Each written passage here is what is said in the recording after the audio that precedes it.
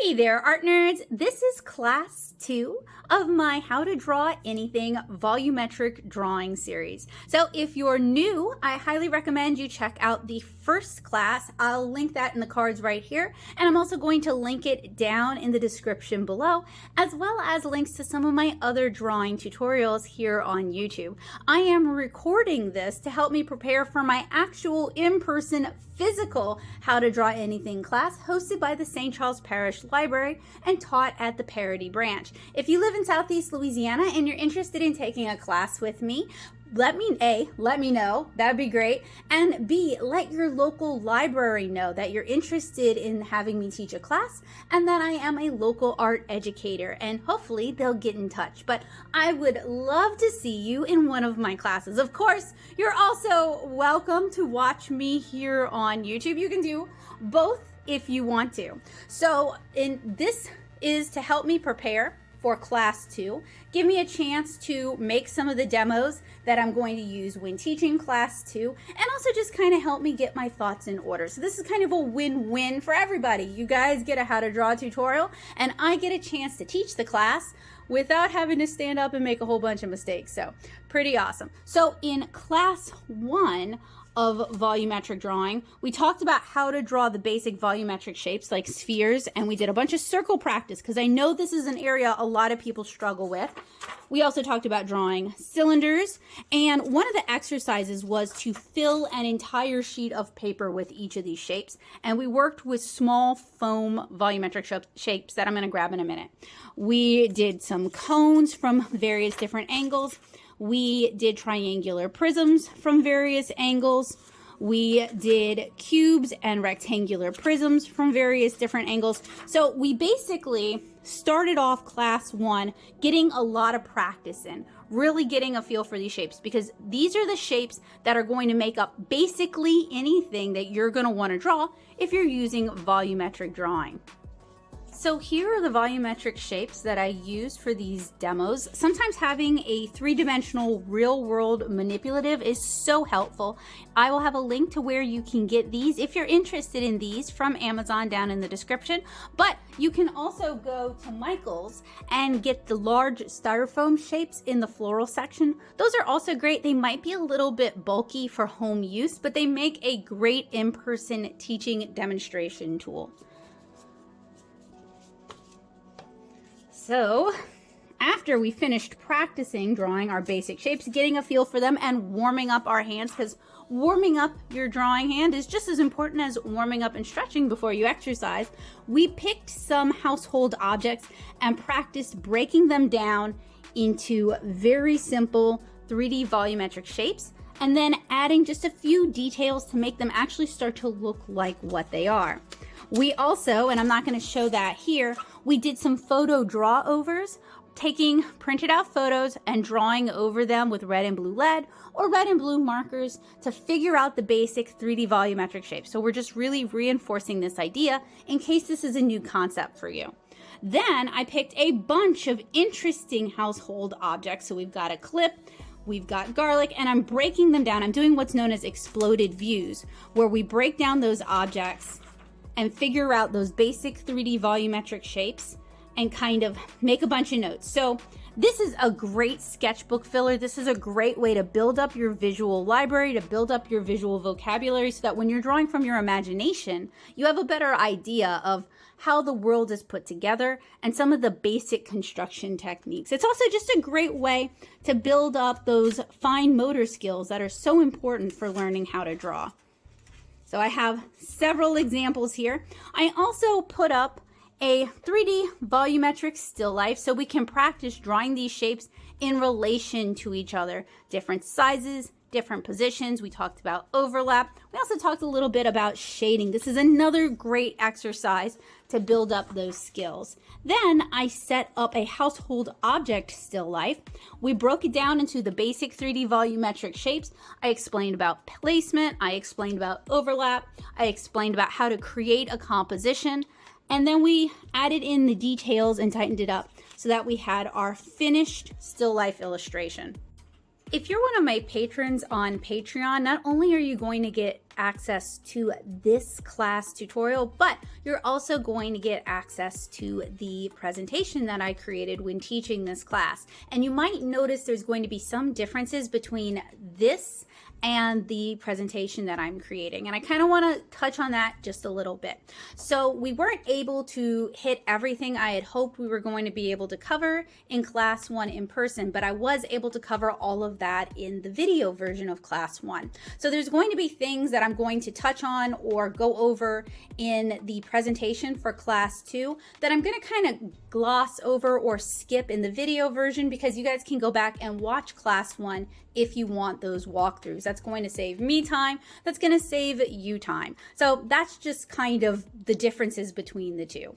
One of the other differences, I did give out assignments. I can't hold anybody accountable, but if you complete the assignments that I give you and you practice them in earnest, you will notice that your art is improving. This is something that the more time you invest in it, the more you practice, and the more you devote yourself to this, the better you're going to get and the easier it's going to become. So at first, when we're first learning this, it's definitely a struggle. We're teaching our brain a whole new way to think, but the more we practice it and the more we kind of spend our off time doodling these kind of shapes or doodling the world around us and using the skills that we've learned in volumetric drawing to apply that to constructing our art, the better our art's going to get. So I see this as an investment in a long-term drawing future. This is definitely a big part of making art a habit, and this can become part of your art habit. So whenever you want to draw something and you're not really sure what to draw, you've got a little bit of artist block,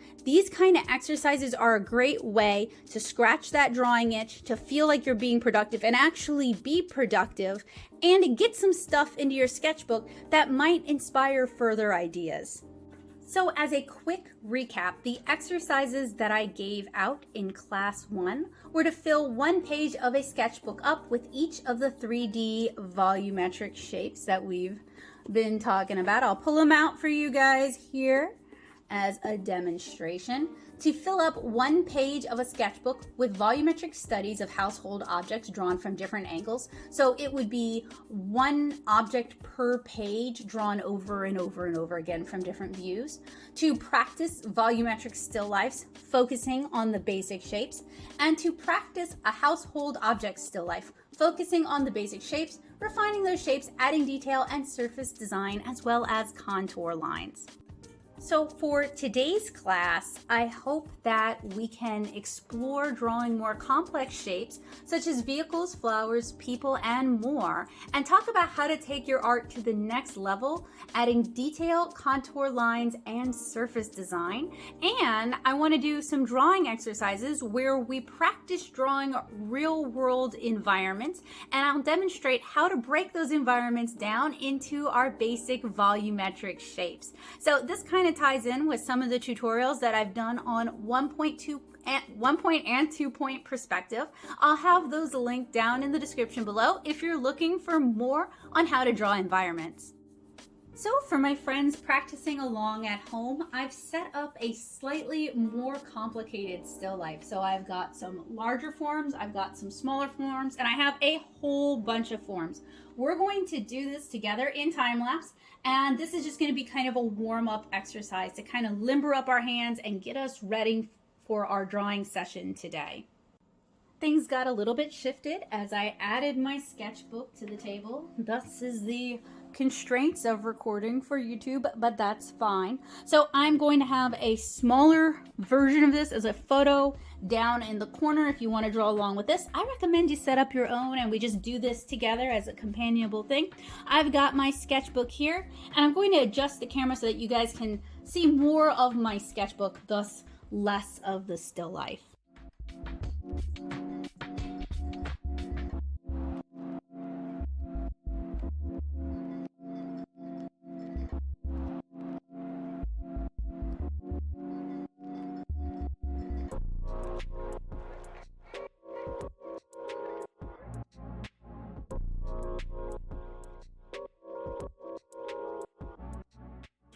So as I'm going, I'm trying to block things in really loosely. And what I'm trying to pay attention to right now is I'm not really trying to capture the shapes as they are. I'm trying to kind of capture a reference of the shapes, but what I'm trying to do is I'm trying to get all of the placement correct, or as correct as possible. And I also want to take up as much of my page as possible. I also want to show as much of the objects as possible. So this cone's going to get kind of cut off just the way I've done this. I could have brought everything down a little bit, but I do have a fairly random assortment of things that I want to capture. So the more you practice these sort of still lifes, the better you're going to get at placement and grouping your objects and creating a composition. And this is something I really kind of struggled with because even though we did do a few still lifes in undergrad, we didn't really do a lot of them. And the person in charge of teaching it he was a good teacher, but he didn't really explain all the nuances of figuring out your composition, figuring out your placement, how to kind of go about starting a still life, which is one of the reasons I'm kind of talking you guys through it right now, is because this is something that I think people take for granted. They think people know how to do this, but this is an art skill that, while it seems really basic, is really important. And learning how to do placement for a still life, even a very simple volumetric still life, this is going to be really important if you're trying to group a bunch of people in a figure, a bunch of figures in an illustration, or a bunch of objects in an illustration, or if you're a comic artist and you want to figure out the staging in your panel.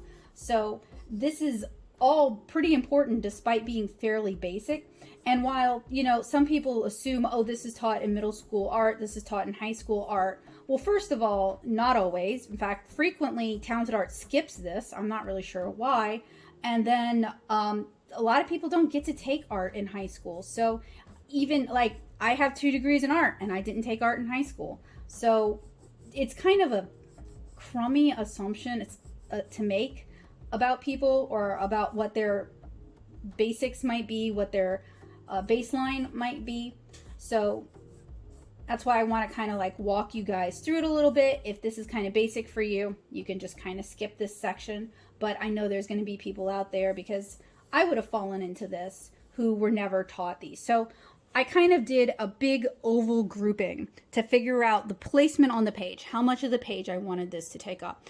And then I blocked in most of my really large objects because they take the most space. But I'm also trying to make sure I leave enough room at the bottom, because that's something a lot of people struggle with, whether they're drawing people or they're drawing a series of objects. They either want to draw everything really, really tiny and take up no space at all, like they're afraid of the page, or they're afraid of taking up space, or they're afraid of making mistakes, or they draw something so huge and they don't really think about the scale in terms of the other objects in the image. In fact, even here, because I was talking to you guys, I should have pushed all of this over more so that I have room for the cylinder. But I'm not going to let that stop me. That's what sketchbooks are for. They are for filling up with terrible sketches that you don't necessarily want to show to anybody, and then maybe a couple of good sketches that you're somewhat proud of.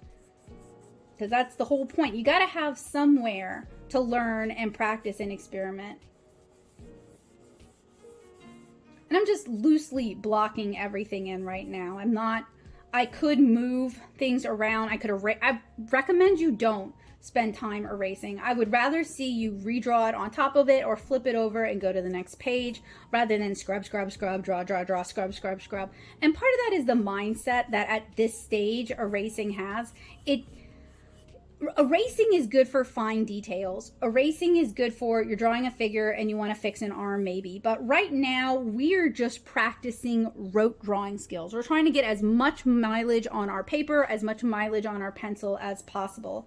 And I'm sketching with a double-sided color pen. These are sold as correction pencils for like marking up papers and stuff. But I find them really good for teaching pencils, because I can do all of my underdrawing really loose, really ugly in one color, and then go back over it and tighten up the details in the other color, and you can still see both colors, so you can kind of see my thought process, and it doesn't get overly confusing because the two colors are so different from each other. It's one of the same reasons I used to use, or I still do use, colored leads for underdrawing, and then I use graphite on top of it.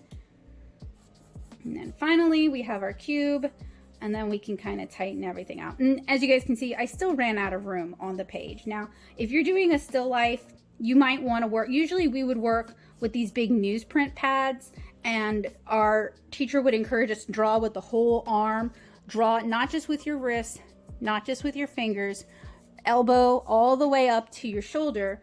And that's gonna, honestly, there's a lot of really great things that does for you.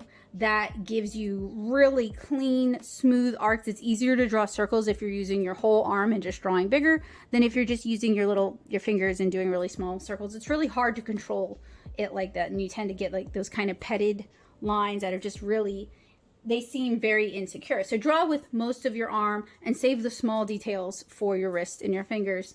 And also, it's going to, I don't know about you guys, I have early onset arthritis.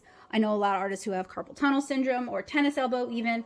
The more of your arm that you use, the longer your artist's life will be in terms of how long you can draw, because we're wearing out teeny tiny little bones when we draw like this. We're wearing out teeny tiny little tendons when we draw like this, but when we use our whole arm, we're using muscle groups to control that. So it's, you're just giving your arm more life. So now that I have everything blocked out, I'm going to go back in and start refining the details using the blue.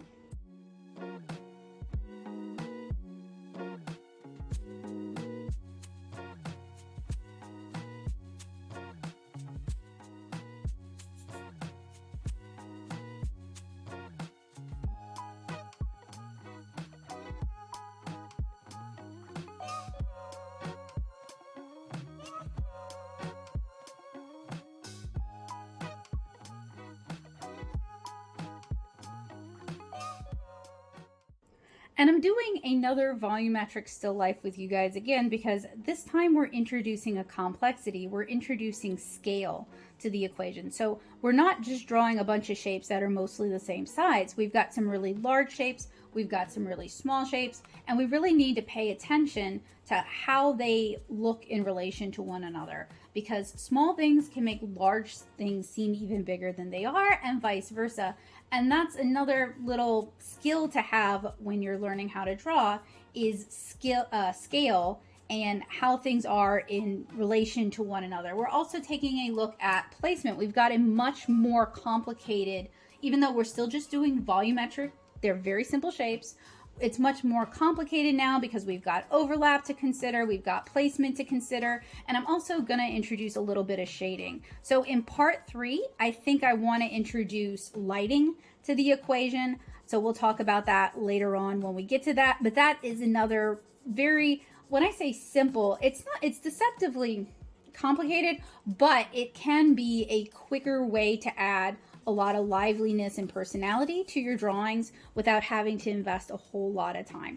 While I am all about learning how to draw things and I'm all about drawing from reference and seeing the world around you, most of the world can be broken down into these simple shapes, and then it's just a little bit of like lighting, placement, composition, adding surface details. A lot of that is just the additional stuff. So once you've got these basics down and you understand them, it can be much easier to draw the things that you can imagine and the things you want to draw because you understand these basic principles. Now I'm using the side of my pencil to shade just because it's a larger surface and I can shade it a little bit more quickly. And most of the shading I'm doing here is really just for reference so that we can really clearly see the sides of these shapes.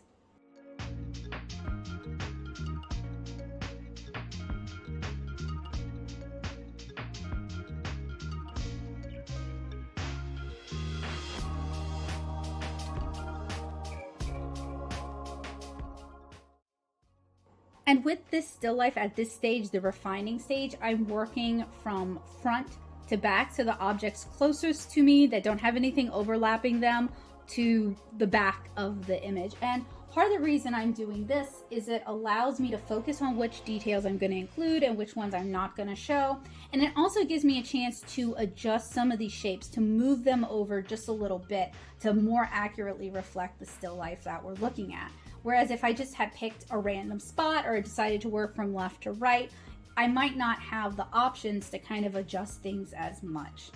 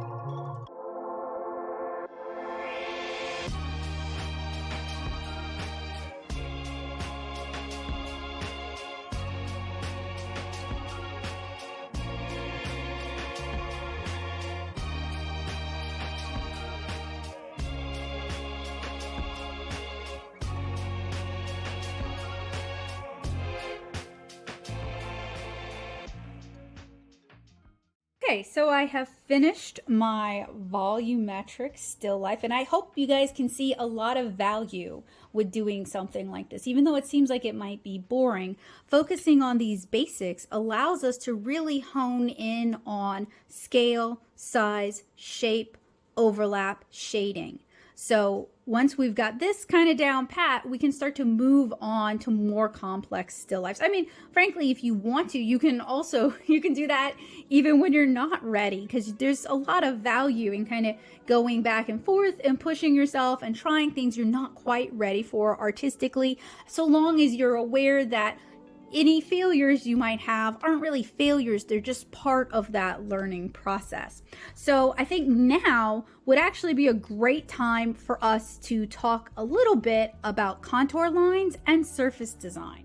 So I ordered some additional foam shapes off of Amazon that I could mark up with permanent markers, and wouldn't you know it, they've gotten delayed after I paid for them. So I'm going to, for the time being, use what I've got, make it work, and when my shapes come in, I will just redo them. So these are the same hand-to-mind foam shapes. I wanted to do it with larger foam shapes. The ones I ordered are larger, but these will work well for YouTube because I can actually get them on camera. And I'm gonna try marking them up with thin washi tape to kind of explore I'm not gonna do surface design with this. We'll talk about surface design in a minute, but we can start talking about contour lines, and hopefully it'll let it work. So one of the ways I kind of want to explore with you guys is the wireframe that we've been practicing, that we practiced drawing in our first tutorial. So I'm going to mark all of these up as wireframes first and take some photos and share those online, so that hopefully people who are struggling with seeing these shapes as 3D volumetric shapes will have an easier time of it, and it'll make more sense. And then we'll talk a little bit about contour. So the wireframe is basically, I'm just going around all the angles for anything that has angles. So basically boxing in the sides using our washi tape. And I'm going to do that for all the shapes shown here. If you're working along from home on this workshop, I would recommend that A, maybe not these types of foam shapes, maybe styrofoam shapes, and B, go over the corners using a Sharpie marker. The masking tape does work, and it is a removable option, maybe a little too removable because it wants to come off with manipulation, whereas Sharpie would not. These shapes were also really small, and that makes them great for YouTube, but really difficult to see for class demos. So if you're teaching this as a class to other students, I would recommend using larger shapes for demonstration purposes. I'd attempted to do that, hence why I complained about Amazon. Actually, those shapes came in literally the day of the class, so I didn't have time to re-prep them. So keep that in mind. It would have been easier to just go to Michael's.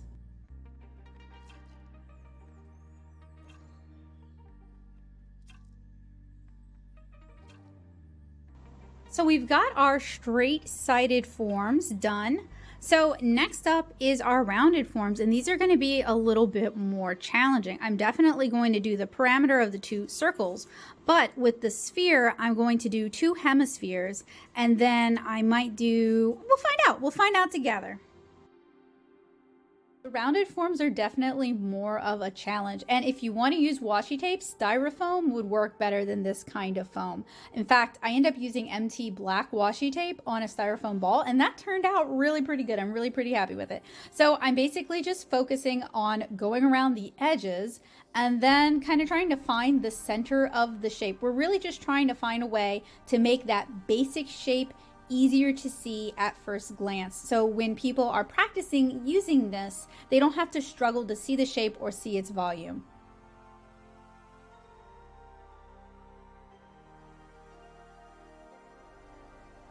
So now we've got washi tape on our 3D volumetric shapes. This is going to hopefully, if you're struggling to actually see what these shapes look like, this is going to make it a little bit easier to see and hopefully illustrate some of the points that I brought up in the first video. So I am going to do contour lines next. Sorry, had a brain fart.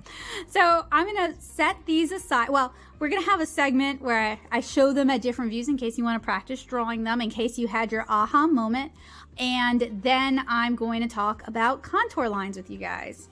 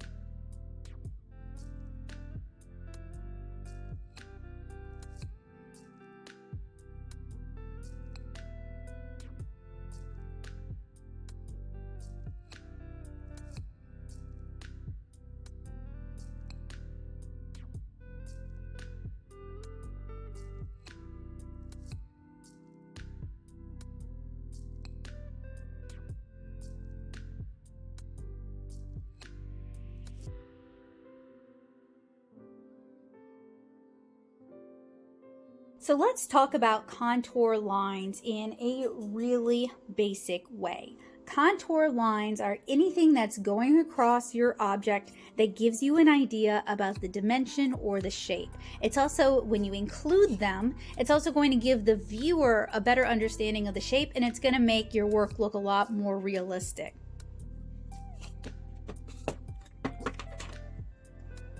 So in the real world, not every object is going to have obvious contour lines, but some will. So this wireframe basket, for example, has lines going across, creating the actual form of this object, but these are all contour lines. These all give you an idea that this is a box shape, a rectangular box shape, without the whole thing being filled in.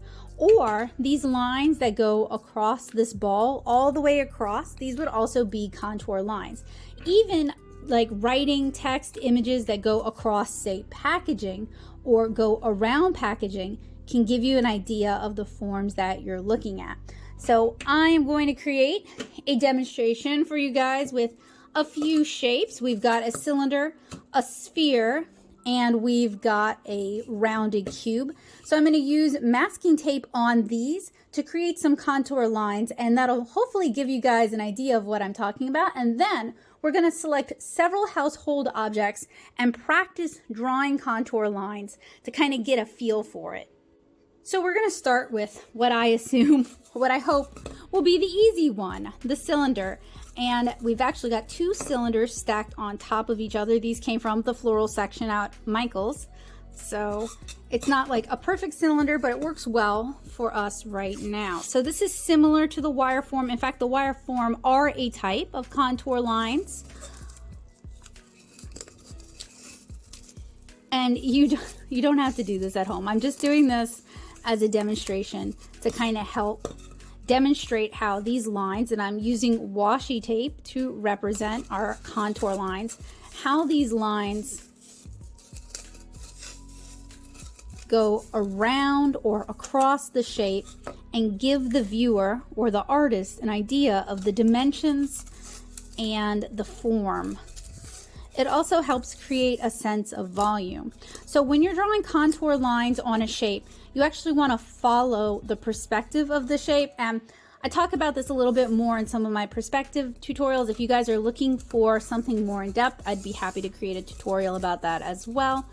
But if you just draw straight lines, like cha cha cha cha, rather than wrapping around the form, it's going to make what you're drawing look flatter. So you want to try to give them, I mean, you can do straight lines on, say, a cube, but you want them to then curve as they go on to the next plane.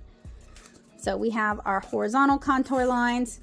We can also have our vertical contour lines, and it starts to look like I'm building a circus tent.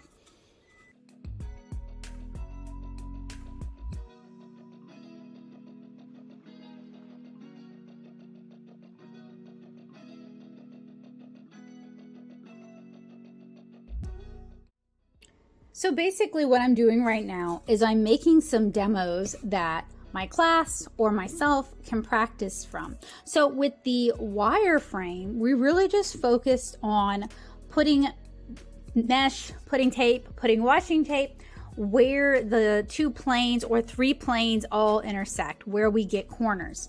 But when we're thinking about contour lines, it doesn't have to be like that at all. It can literally just be all the way around the shape like that, and then maybe going all the way. So it's whatever can kind of give you an idea of the form that you're drawing or the form that you're rendering. And in a moment, this will kind of connect in with surface design, because often surface design and contour lines start becoming, they kind of work hand in hand. They start working together to give you, the artist, an idea of the forms that you are rendering. Now we can also use shading to convey what forms we're creating, to give ourselves and the viewer an idea of the volume of the form. So there's lots of different methods that you can use. When I'm teaching volumetric drawing though, being able to draw the wire forms of these objects and using surface design, that's more important to me than, you know, shading it in, especially when it's like an inked sketch and it's not necessarily like a fully rendered, whether black and white or color image. Kind of reminds me of Japanese tamari balls, this one here, but hopefully this gives a good idea of the sphere form that we're actually looking at.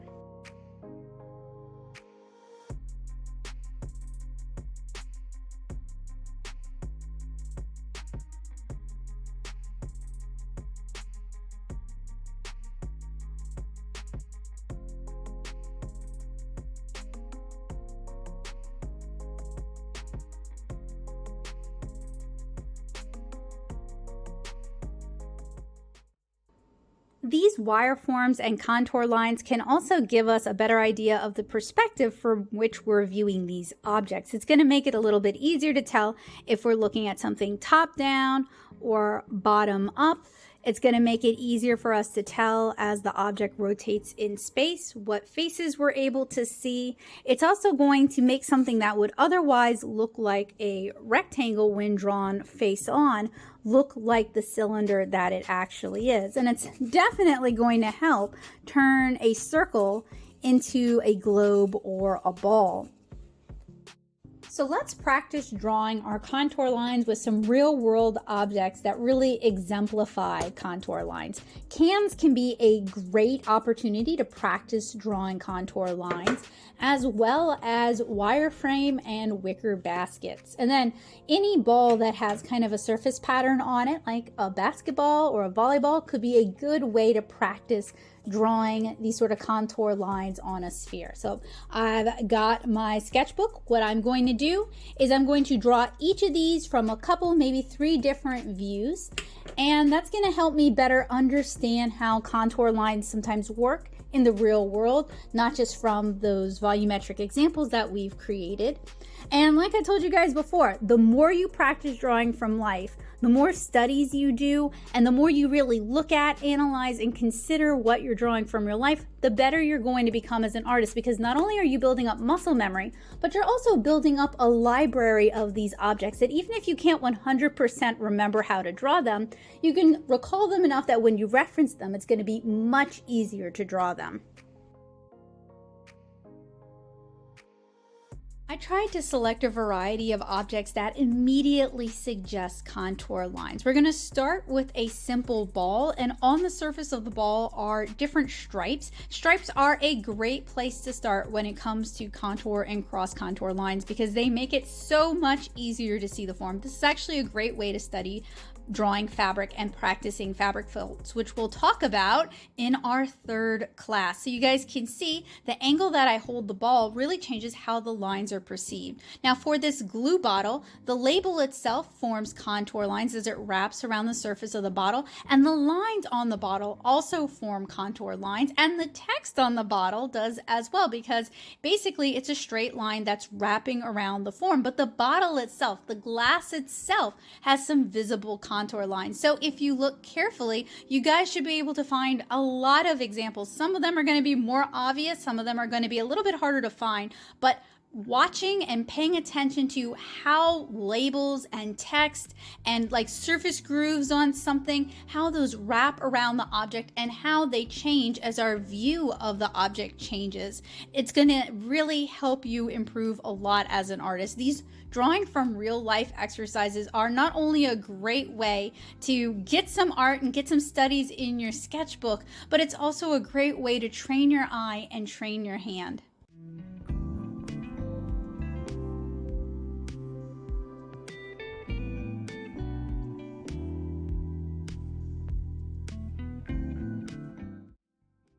And some of the ones that look like they should be the simplest to draw are the hardest, and some of the harder ones are actually simpler than you might think. Like this can of tuna has a lot of contour lines at the top of the can as well as that pull tab, and getting that almost spherical, that semicircle, that circular shape, getting that circular shape correct in perspective is a challenge. Now, my hair keeps dipping in front of the camera. I'm so sorry about that. I know how annoying it is, but hopefully you guys get the gist. The more you practice, the better you're going to get. Now, if you were drawing along with me, people ask me about these red and blue checking pencils, and I'm going to talk about them a lot in this video, but I really want to make my point clear. I'm using these checking pencils mostly as a demonstration aid. When I'm doing these kind of studies, I really recommend working with a softer lead and a softer pencil because I put a lot of wear and tear doing all of these exercises in a very short period of time. And while the exercises are good and that's good practice, I don't want you guys to blow your hands out or wear your hands out. You know, take your time. It doesn't all have to be done. And you guys certainly don't have to do nearly as many objects as I did. In fact, I would suggest just spending 15 minutes a day drawing one object from 3 different views, so 5 minutes per view. And if you do that every day, that should be plenty.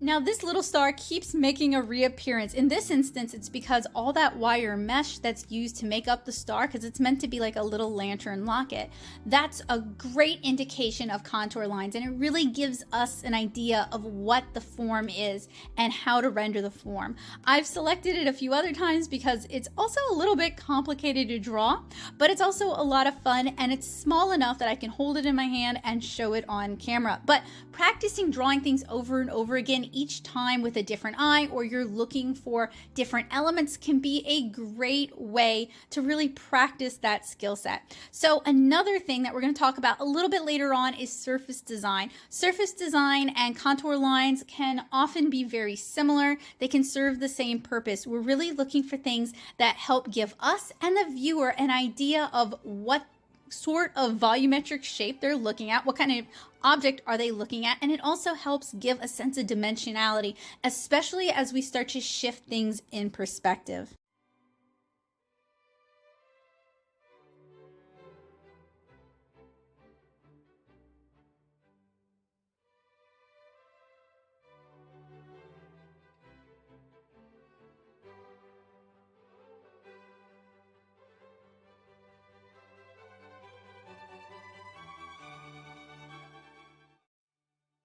Possibly the hardest object of all in this demonstration looks like it should be the easiest. This is just a simple wire mesh basket from Dollar Tree. You can see everything that's going on with it basically at a glance, but keeping track of those wires proves to be pretty challenging. So what I would recommend you do is you go ahead and you draw your basic rectangular prism, and then you start breaking it down. And I would really recommend you actually know how many wires are being used in this basket, because there's really not that many. The gaps are much larger than you would think. They're basically using the minimum amount of material possible. So getting your gaps right, getting your wires right, that's gonna be a real key to drawing this basket well. But still, it can, like you see this inside view here, it's really hard for it not to morph out on you. So that's why I'm choosing to include the ribbon, because it gives a better sense of what we're looking at and what angle we're viewing the object from.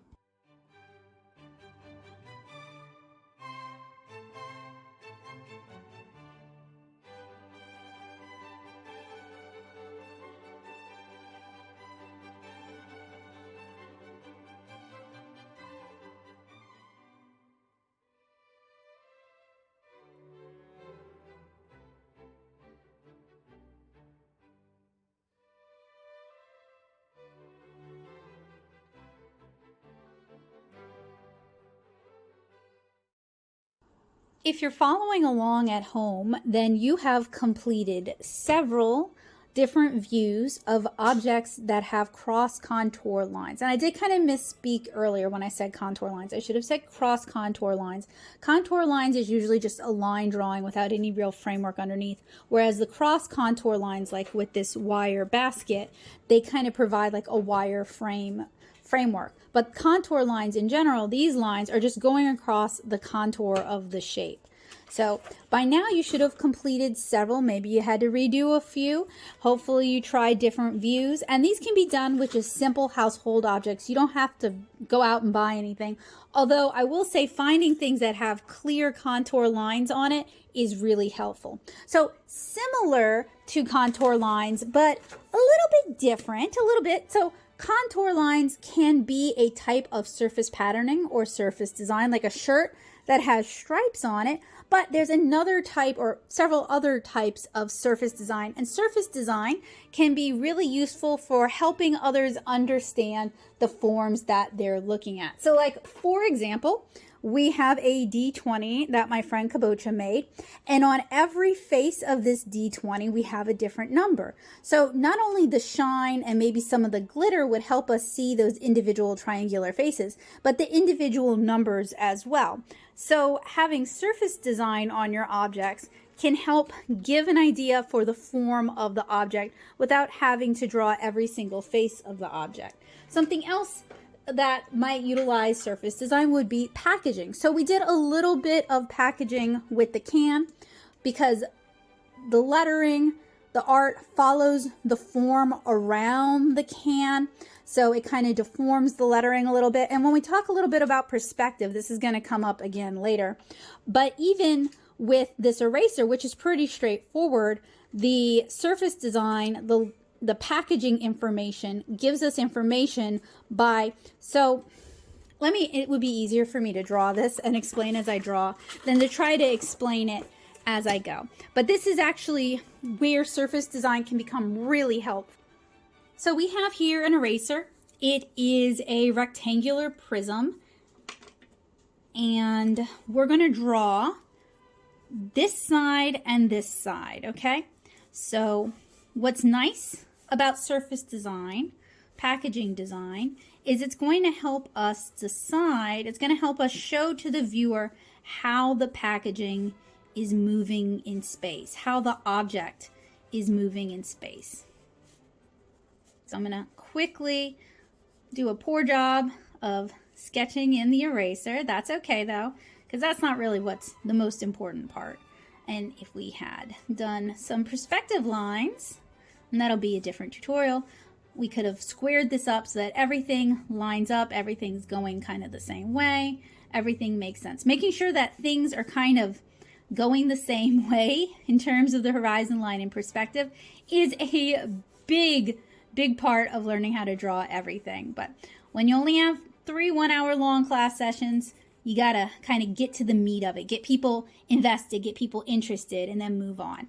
So we have this rectangle here, and basically everything that's printed on this side is going to move in perspective with the actual object itself, this side of the object, whereas everything that's printed on this side is actually going to be on a different plane. So for example, this plane might be receding into the background that way, whereas this plane is receding that way. So hopefully that makes sense as a very abbreviated description. I'm just blocking everything in. When I'm blocking in text like this, I'm treating it as a rectangle, and then you could break it down further. And then everything that would be on this face would be getting smaller towards the down direction, towards the bottom of the page.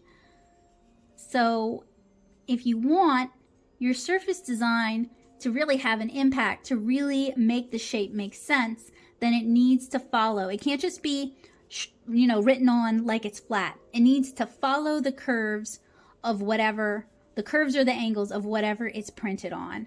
So hopefully this little demonstration has been helpful. I'm gonna go grab some more objects that demonstrate surface design, and we'll talk about them a little bit more. So even if it seems like you're not familiar with surface design, you probably are. The objects that make up our everyday lives are covered in surface design. And observing how it rotates, moves around the form, or covers the different planes, how it changes, how the forms shift as they recede into space or come closer to us, that's all a great indicator of the form, and that's going to really give the viewer and yourself, the artist, an idea of what you're drawing. So I have a selection of things.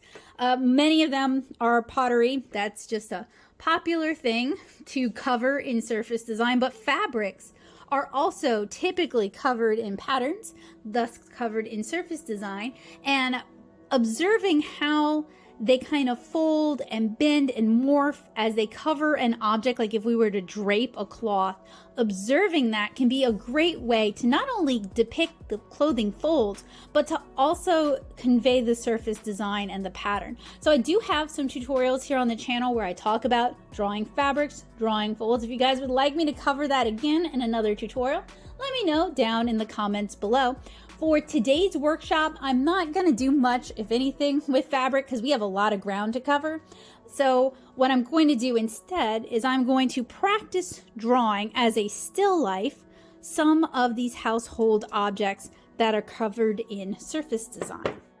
I apologize that this is all catawampus. It's actually pretty difficult to stage this with my current camera setup, but this is what my still life, my contour and surface design still life is going to look like. And I'm going to focus not only on the 3D volumetric forms, but how these shapes, how the surface design changes as it goes across those forms. So for today's example, it's a lot of really rounded shapes. So it's just going to morph the shape a little bit, but we do have an example that has different planes rather than soft curves, and that's going to be really fun to draw as well. I really recommend that you set up these kinds of still lifes with increasing complexity and focus on different aspects each time you draw it. So while I may be adding some shading to this one, I'm really going to try to focus primarily on the forms and the surface design on those forms.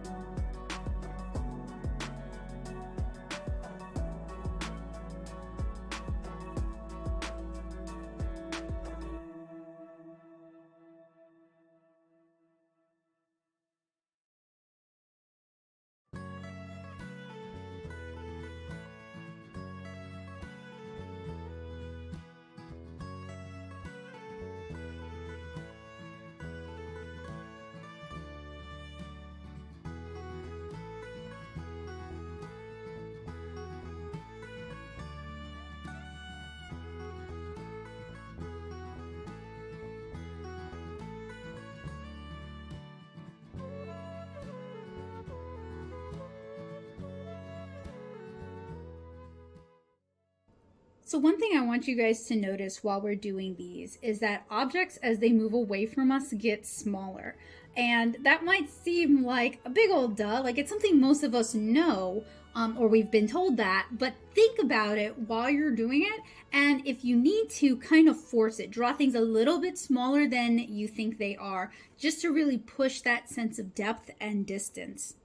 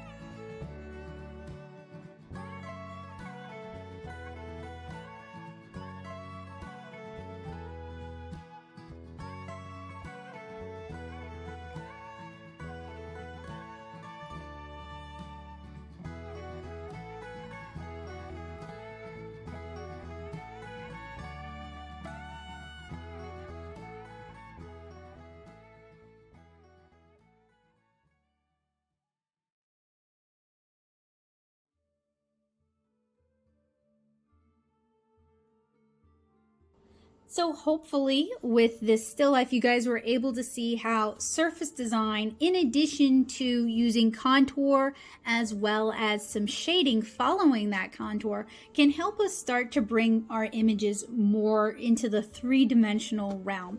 And these aren't, when I say tricks, they're not really tricks. They're techniques that you can use, but they're not particularly difficult. They don't have to be done particularly perfectly either. This example certainly wasn't, since I'm recording this bit at the end of my workday and I'm pretty tired. But even this, as rough as it is, and it could definitely be better, I'm still learning, I'm still observing, I'm still comparing things in relation to other things, and I'm still training my brain. So even if it isn't the best example of what I'm hoping to convey, it does still convey it to a degree. And hopefully seeing this, as rough as it is, makes it more accessible to you, because I betcha you guys can do this. No problem, I betcha you guys can do this. So even if your interests aren't really in drawing realistic things or realistic people or realistic objects, and if you're familiar with the work I do here on the channel, you guys know I'm a comic artist and I draw cartoons.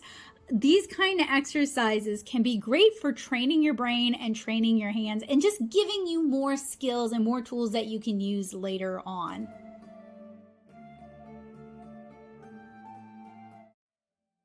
You guys might be wondering what this big pile of nerdy stuff is for. I'm going to use these as well as some examples from Senshi Stock to show you guys how we can take a more complicated form and break it down into those easy basic shapes by paying attention to our contour lines, our surface design, like the plaid on her skirt, as well as to the little details that really make the objects we're drawing look like what we're drawing. So I've got a bunch of examples. So what I'm going to be doing is I'm going to be walking you guys through these, and I'm also going to be doing exploded views, which means I'm going to kind of draw the thing and then draw the simplified forms next to it, just to kind of demonstrate what I'm talking about. So grab your pencils, grab a selection of weird objects. If you have figures, this could be a great opportunity to actually put them to use, and let's get started. We've talked about using volumetric shapes to build up slightly more complex shapes, shapes where it's pretty obvious what the initial volumetric form was or what the basic forms are, and that's going to be a lot of what you draw, to be fair. We've also talked about using cross contour lines and surface design to help give information about the forms that we're drawing. So I'm about to move into way more complicated drawing, but I wanted to kind of ease you guys into it just in case. I don't want to lose anybody and I might be overreacting. So I've got some of them are really, really simple. Like this is a cylinder. That's pretty obvious. A cylinder with a cone. I've also got some that are, you might start this as a rectangular prism depending on what you have revealed. So that's what's kind of neat about the pocket knife, is that like this, the corkscrew would actually be a cylinder. I don't know, my brain wanted to say cone, but no, it's a cylinder. So that's something cool about shapes like this.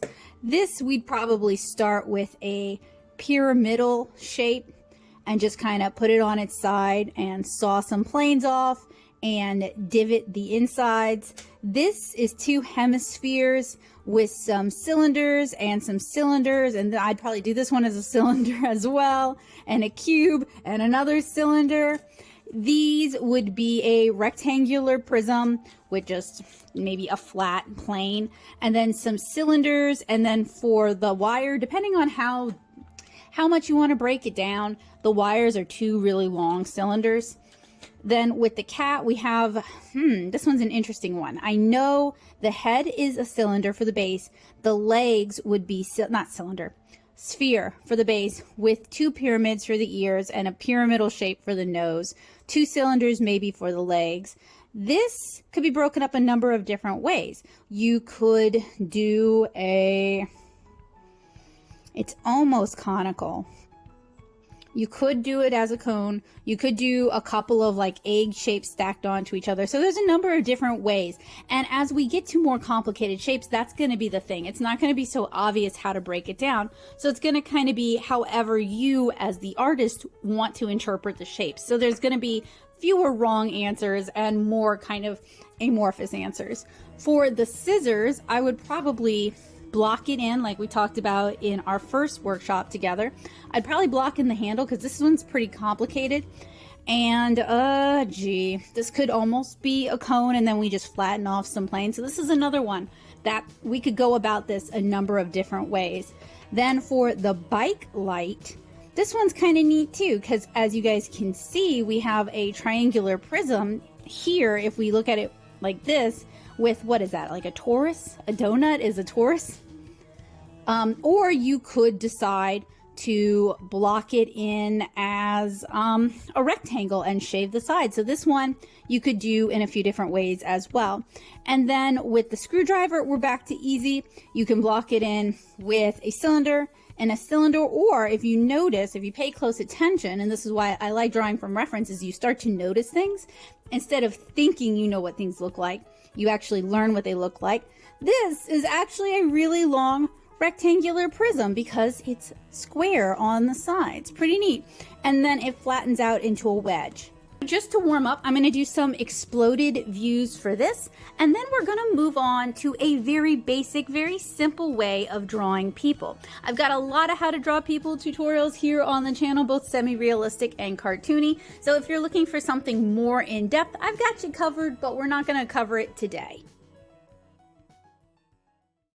So for the pin screwdriver, it's mostly cylinders with a couple of cones. The really big important part of capturing how this looks is going to be getting the knurled metal grip as well as the stainless steel section. So this is a fairly basic shape, but there's a lot of that fairly basic shape kind of slotting into one another, and some areas dip and some areas protrude. So paying attention to that and doing these sort of exploded views can be really helpful for learning how to notice these kind of details, because it's the details that make the world around us look like the world around us. This is one of the reasons why I love drawing from reference, even when I'm doing really cartoony stuff. Now, this pencil sharpener is a little bit deceptively difficult. We've got a wedge shape here to start with, and then it's indented on the sides with a little bit of ridging. So this is going to be a fun one to do exploded views of from various different angles. And I like doing exploded views of these kind of smaller objects because A, those are the sort of things that people really don't pay a lot of attention to in the world around us, and B, they're very easy to draw on camera. So this bike light is also a basic wedge shape with kind of a rounded front, and I wanted to try and capture the cones on the inside. That's the actual light source. They're little LED lights recessed in these cones, and the cones are made of a reflective material, so it appears brighter than the little bitty light source actually is. And these kind of studies are a great way to really appreciate that sort of attention to detail and that sort of thought process. It's also really helpful if you want to draw from your own imagination and create your own worlds. Understanding how this world is put together is really going to help you create your own original objects and ideas, and they're going to be based in reality, so they're going to feel very believable and like a real thing. Now, this pocket knife was a bit of a challenge. I chose to have several of the tools kind of sticking out so that I'd have more to draw. The corkscrew is a lot of fun. You start with a cylinder, and if you draw a spiral going up and around it, and then you kind of thicken the lines a bit, that's gonna be basically the spiral. They look challenging, but they're a little bit more simple than you might think. You don't have to overwork it too much. Now, this fidget is a lot of fun because we've got a lot of shapes going on, so there was a lot to kind of take note of and explore. There were a lot of really basic volumetric shapes that went into this slightly more complex shape. So this makes a great example of why volumetric drawing is literally a way to draw anything. Everything in this world is basically made up of these very basic shapes, and it's simply a matter of combining them, adding surface design, adding contour, adding texture, and you're a long step closer to being able to draw whatever you can imagine. For the most part, up until this point, we have drawn things that we can hold in our hands or that we saw in the real world, particularly if you're drawing along with me with stuff from your own home. Now we're taking a slight detour. We're going to practice drawing people in a very simplified way, and I'm going to be using Senshi stock for the reference, and I'll have a link to that down in the description below. I back her on Patreon, so if you find her work to be helpful and useful in your own drawing studies, you might want to consider supporting her work as well. So I'm going to do a few examples, and this is the first time we're working from an image rather than a 3D object. Now, being able to work from reference is really important when you want to draw comics or tell stories. You're not always going to have everything right in front of you, but it can be really easy to kind of flatten everything out. So the plus side with working with real three-dimensional objects is we're not going to forget that these are three-dimensional. We're not going to forget that these have volume. Whereas when we're working from photos or pictures, it's very easy to flatten things out and forget that things have volume. So this is where volumetric drawing, thinking about things volumetrically, thinking about these as basic geometric shapes can be really helpful because it's going to help us remember that everything has volume. Everything takes up shape. And like I mentioned earlier, I have a lot of tutorials on how to draw people. So if you're looking for a more in-depth tutorial, I'm going to link that down in the description below. But since this little workshop series is about how to draw everything and how to draw anything, I wanted to touch on this, but not dedicate a whole lot of time on this. And we're starting with how to draw people because I'm going to use that as a basis for how to draw humanoid-esque things, so robots would definitely fall into that category. So for this example, I have the photo that I'm working from using as reference also up on the screen so you guys can see it. And I'm standing while I'm drawing so I can get a nice overall view of what I'm drawing, even though this is laying flat. So this is an accommodation we make for YouTube. So when I'm drawing people, typically I start with the line of action. So she's got her arms out, she's got 1 foot coming down and 1 foot behind her. So the line of action, think of it like if the spine kind of continued down, okay? It's the line of movement. So next, I'm gonna start with a stick figure form. That's why I actually have a figure drawing class called From Stick to Figure, is because to block in the forms and kind of understand the gesture, I like to use a stick figure form first.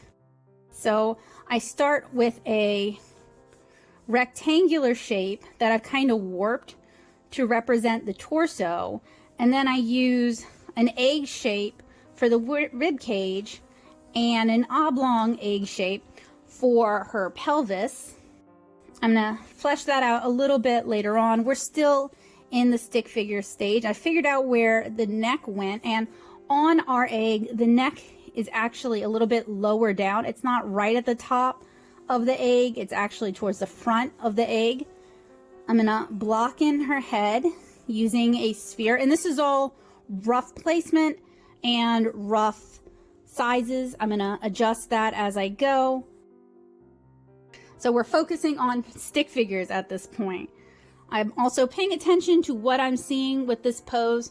So her right, I believe that's her left leg, is closer to the viewer, and I don't like how I bent the leg, so what I'm actually going to do is I'm just going to use a gesture for now, and then her back leg is kind of kipped up. So we have kind of our basic stick figure form drawn. So now that I have the pose, the gesture kind of blocked in, I can start refining my shapes. So her torso is kind of turned away from us in like a profile view. So I'm denoting that with how I draw the rib cage, and stomach comes down kind of like that. And like me, she's got kind of a squatter torso, so we don't have a whole lot of waist to draw. It's gonna go straight into her pelvis. I'm built the same way. I'm going to draw a simplified pelvis bone here that helps me keep in mind where everything's at. And at this stage, I'm going to start adding in joints. I'm also going to try to get the scale of everything, which can be hard because I'm drawing so that it records well, not necessarily so that I can see well. This back leg, and this is like a jump, so she's not actually, oh no, she's on point. I'm sorry, not a jump. So the weight is all on this foot, and I find it helpful to think about where the weight is being carried in a pose. And then I'm going to draw kind of a bow shape for her collarbone connecting her arms. And we've got a little foreshortening here, which is great. It gives us a chance to kind of talk about that. That's another reason why volumetric drawing is super helpful. I'm going to kind of just sketch in her hands as mittens for the time being. I'm going to move on to the neck. Now her head is actually smaller than I drew, so I'm going to block it in with a sphere. And then I have a lot of tutorials here on drawing a simplified skull shape, useful when you're drawing comics or cartoon characters or portraits. So I'm going to kind of do that. And I've got tutorials for that, so I'm not going to go over that one too much. But for our exploded view, we have a sphere, and then it's like a sphere with like a spade shape attached to it. Spade as in like a digging implement. And then this arm kind of comes behind the head. All right, so we have our stick figure cleaned up a little bit, but now we can start using volumetric drawing to really start fleshing this in. We've already introduced the sphere. The torso is really kind of almost like an eraser shape, like a block eraser. Of course, I don't have one handy when I need one. So for blocking in the torso, it's kind of like this. And then depending on the figure and the build of the person you're drawing, you might adjust it so that it comes in more at the waist, or it's broader at the shoulders. So it's good. This is going to kind of change depending on the person that you're drawing and what their figure looks like, or the character that you've designed and what their body shape looks like.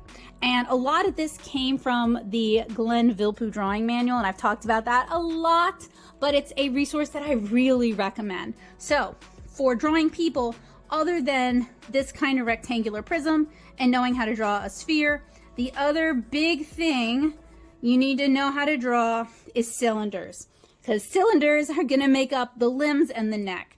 So I'll demonstrate with the leg, and I want to also observe the contour line. So in this instance, her leotard, and what that's telling me about how these shapes are moving in space. And then for her foot, I'm just going to draw kind of a wedge shape like that. So super simple, but if we learn the basics, then you can amend this a million different ways with your own art style. And you can kind of tack on things as you learn from different resources. And then you can see the bottom of her foot. So I'm going to block that in like that. And then we can start moving on to the cylinders for her upper arms. Now, since the arm coming towards us is foreshortened, what we would do with those cylinders, right, is we would draw one large circle and then one smaller circle in the back, and that's going to make it appear as though it's coming towards us. And using cylinders to block in the arms and legs is a simplification, but it makes it easier for people to grasp. And if you have a cartoonier art style, you may not find that you really need to understand all the physical structures in greater detail than this. So it's really a choose your own adventure sort of situation. And then the cylinders on this arm are moving away from us. So we kind of curve our circles away from us, whereas here we're kind of curving our circles towards us, if that makes sense. So here we have our figure kind of blocked in. So now I'm going to use the blue side of the pencil just to start adding in some detail. So when it comes to clothing, clothing can provide a lot of contour and cross contour lines to give the viewer a lot of information about what they're looking at and how the forms, actually I forgot to do her bust. So I'll just grab a different pencil, block it in real quick. So clothing gives us a lot of information about what these forms are doing as the clothing kind of lays across the body and is influenced by the body underneath it. So when you're drawing people, you want to practice with both a variety, like people maybe heavily draped in clothing, and that'll kind of give you an idea about how to draw drapery and handle folds. That you also want to practice drawing people wearing things like leotards or less covering clothing so that you can see the body underneath and how it's moving. And this really simplified figure drawing is what I use when I'm constructing my characters. So this is something that with more detail, you can make it look more realistic. You can change the proportions. You can make it look very cartoony. You can make it look very elongated and kind of anime-esque. It really just depends on what you're going for and how you choose to change the proportions.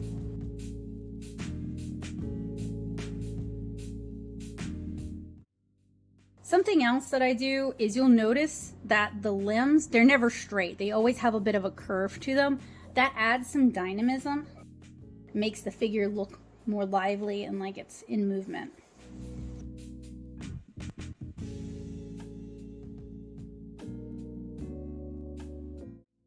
And to me, a lot of learning how to draw anything is learning these basics and then learning how to observe the world around you, and then just filling up sketchbooks with loads and loads of practice and studies Like I keep telling you guys, the more you practice and the more you draw, the easier it's going to be, and the more you can do this from memory. So once I've got all my basics sketched in, I'm really just going to kind of tighten up some of the details so you guys can see them a little bit better. Remember, I've got full tutorials on how to draw people here on the channel if you're looking for a little bit more.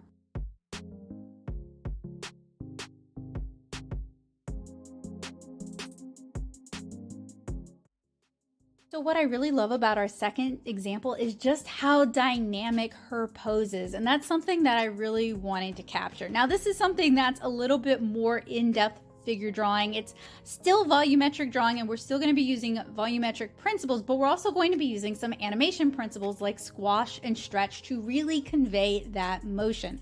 And I'm drawing arrows to help you guys see how the figure is moving and twisting and turning in space so that we can better reflect that. Now, generally, I would recommend with our skeletal form that you over exaggerate the gesture, because the more we tighten up the sketch, the more we refine the sketch, the more we're going to lose that liveliness. So I find it's best to go really ham with it, to go really cartoony with it in the beginning, and then hopefully by the time we finished fleshing everything out, tish, we still have a really lively, dynamic form. But you guys can see the principles remain the same. We're basically starting with kind of a rectangular prism, more so an hour shape to reflect the form of the figure that we're drawing. We're using cylinders, albeit they're kind of almost becoming cones in this instance, for the forearms and the upper arms, the thighs and the calves, and I'm using wedge shapes for the feet. We're also using a sphere with a bit of a spade shape in the front to indicate the head.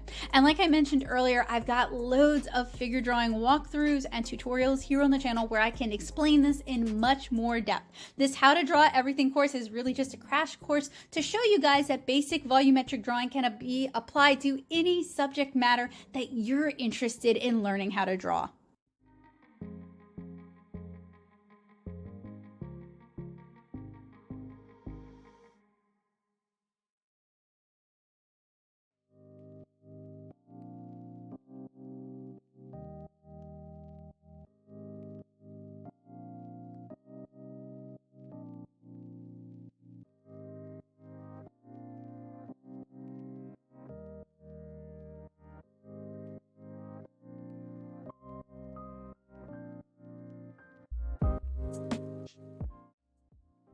Since this is such a dynamic shape, I decided to add in some shading that's going to really help push the dynamism. It's also going to show how the forms are overlapping, thus casting shadows on the forms that they're crossing over. So it's going to give the viewer a better idea of what's going on with this form. I'm not going to draw these today, but these are more to serve a point. I actually have a tutorial where I demonstrate using figurines like this one as pose mannequins to practice if you don't necessarily have other reference. So this is really just to kind of prove a point where we're going to be using the same basic building blocks of drawing people, and you just kind of change the scale. So for example, with this Miku figurine, she has a really short, squat little head. It's more rounded. So you might draw the spade part of the face where the chin is a little bit shorter. She has thin little legs, so you might draw the cylinders a little bit more narrow, whereas compared to, oh man, she's my favorite girl and I forgot her name, but it's whatever. Compared to this other figurine from Yotsuba, her legs are a little bit thicker and her arms are a little bit thicker, but her face, even though she's taller, her face is even smaller. So it's really a matter of how you want to stylize it and how you want to change the proportions. Or like Yotsuba here has really skinny little stick legs. These are, you can really see the cylinders. In fact, what's great about this figurine is you can really see most of the individual building blocks that would make up the figure. So it's really just a matter of stylization and how you choose to draw the volumetric shapes to build up the people. And I've got other people drawing tutorials and character drawing tutorials here on the channel. So if you're looking for a little bit more, I've definitely got you covered. So using these building blocks that we just talked about, let's draw something that's a lot more stylized and a lot more abstract.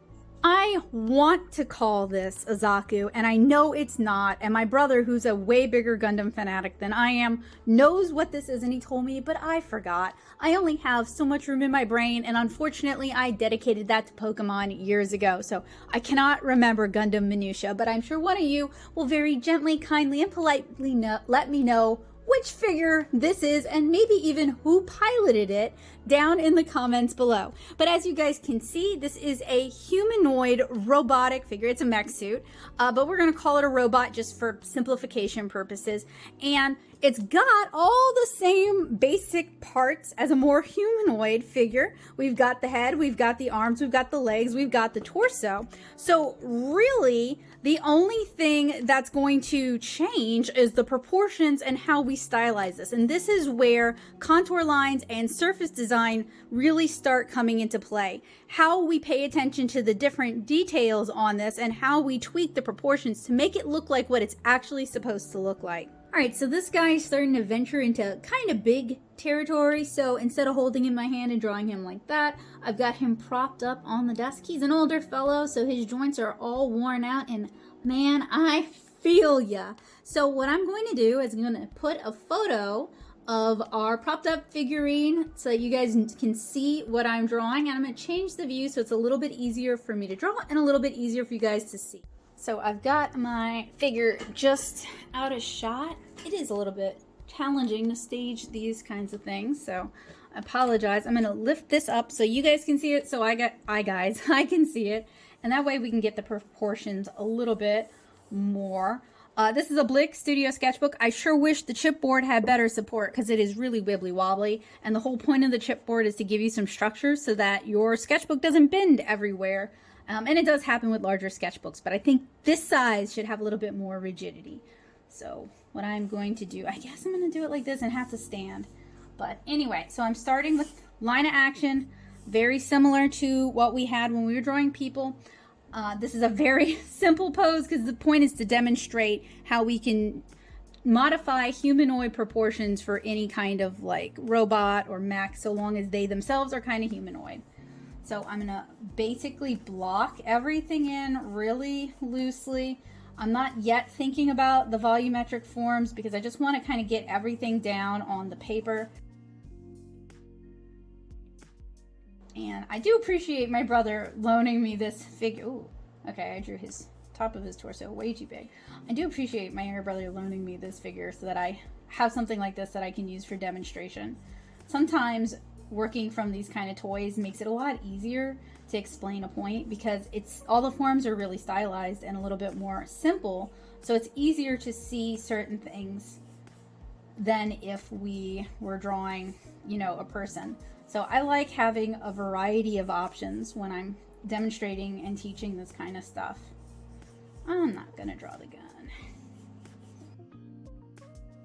Blocking it in using pretty similar, you could even start with that rectangular form we've talked about. This guy's got an hourglass figure going on here. I'm gonna probably draw his legs kind of funky, like more so than what we're dealing with, but that's okay. Sketchbooks are for studying and making mistakes and learning and not just perfection. So I've got it really roughly blocked in. Now I'm going to start kind of tightening things up a little bit. And I want to think about this volumetrically because this figure has got some good volume. We can really see those basic geometric shapes. I mean, are they really humanoid? Not really, but it's a good simplification where we can see everything really clearly because there's lots of contour lines.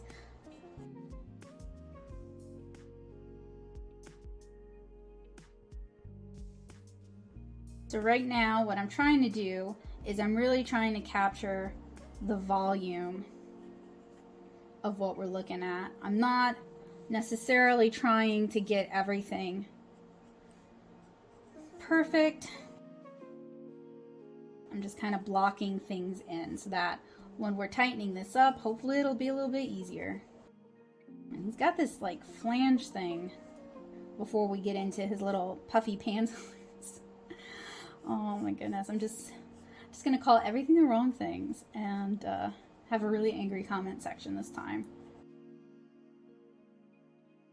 And then they kind of go down like that, and then they kind of go in like that. So I'll block that in. And then he's got these cute little shorts going on. They're almost like little pumpkin shorts. They're just adorable. If it tells you anything, my favorite Gundam is G Gundam. Now, we could either go back and work on the arms, but I like to focus on where the weight is, and really he's leaning against my monitor, but I'm going to work on blocking in those legs. So I'm going to start with cylinders, even though his legs are actually rectangular prisms. And his legs are really spaced far apart, if you notice that. And he's got a knee joint covering, and then there's going to be a space, and then the bottoms of his legs are basically cones because of how much they flare out. And then his feet are wedges, but they're curved, so that kind of obscures the form. I can't quite see it as well as I would like. So let's tighten up some of the details going on his legs. Okay, so we've got those rectangular prisms. And then he's got this like knee guard looking thing. And then this thing comes all the way down and kind of attaches there. So one of the things I hear somewhat frequently as somebody who also teaches art that kind of frustrates me is when people claim that they don't need to learn proportions because they have a cartoony style, or they don't need to learn how to draw people because they have a cartoony style. And I felt that way too in my teen years when I was first learning how to draw. And I didn't have a mentor or somebody to kind of tell me otherwise. So I kind of labored under that delusion for a long time. But one of the reasons it bothers me is, as a comic artist with a cartoony art style, I'm drawing people all the time. And understanding how people are constructed, even with a cartoony art style that isn't realistic, it's still based on real proportions that I modify from my characters. So understanding how the human body is constructed, even just kind of a simplistic volumetric drawing approach, has made drawing people consistently a lot easier for me and a lot quicker for me than it was when I didn't really have any understanding of the human form at all. I mean, as we've kind of talked about, and as I've talked about in some of my other tutorials, when you're drawing people, the things that the basics don't matter. Even drawing robots, it's all, I drew his legs too long, but whatever. It's all just surface dressing, you know, the meat underneath, the basic concepts are always the same. And you're just kind of tweaking things to suit a specific drawing or a specific art style. So it kind of bums me out when I hear that, because it hindered my artistic development for about a decade. And I would hate to see somebody else lose that amount of time, especially because it does take you longer to draw the things you want to draw, and it makes drawing an entire comic with characters and backgrounds and animals and environments, it just seems so much more daunting unless you have, in my opinion, a more systematic approach to drawing things consistently, because otherwise you're drawing it and erasing it and drawing it and erasing it and drawing it and erasing it, and you're way more likely to just kind of burn yourself out by like feeling around in the dark. Now, I do know artists who don't really need to use volumetric drawing. They have a really great innate sense of proportion and how things should look, and they don't have to do any underdrawing to set things up. But they're kind of the outliers. They're kind of the unusual use case.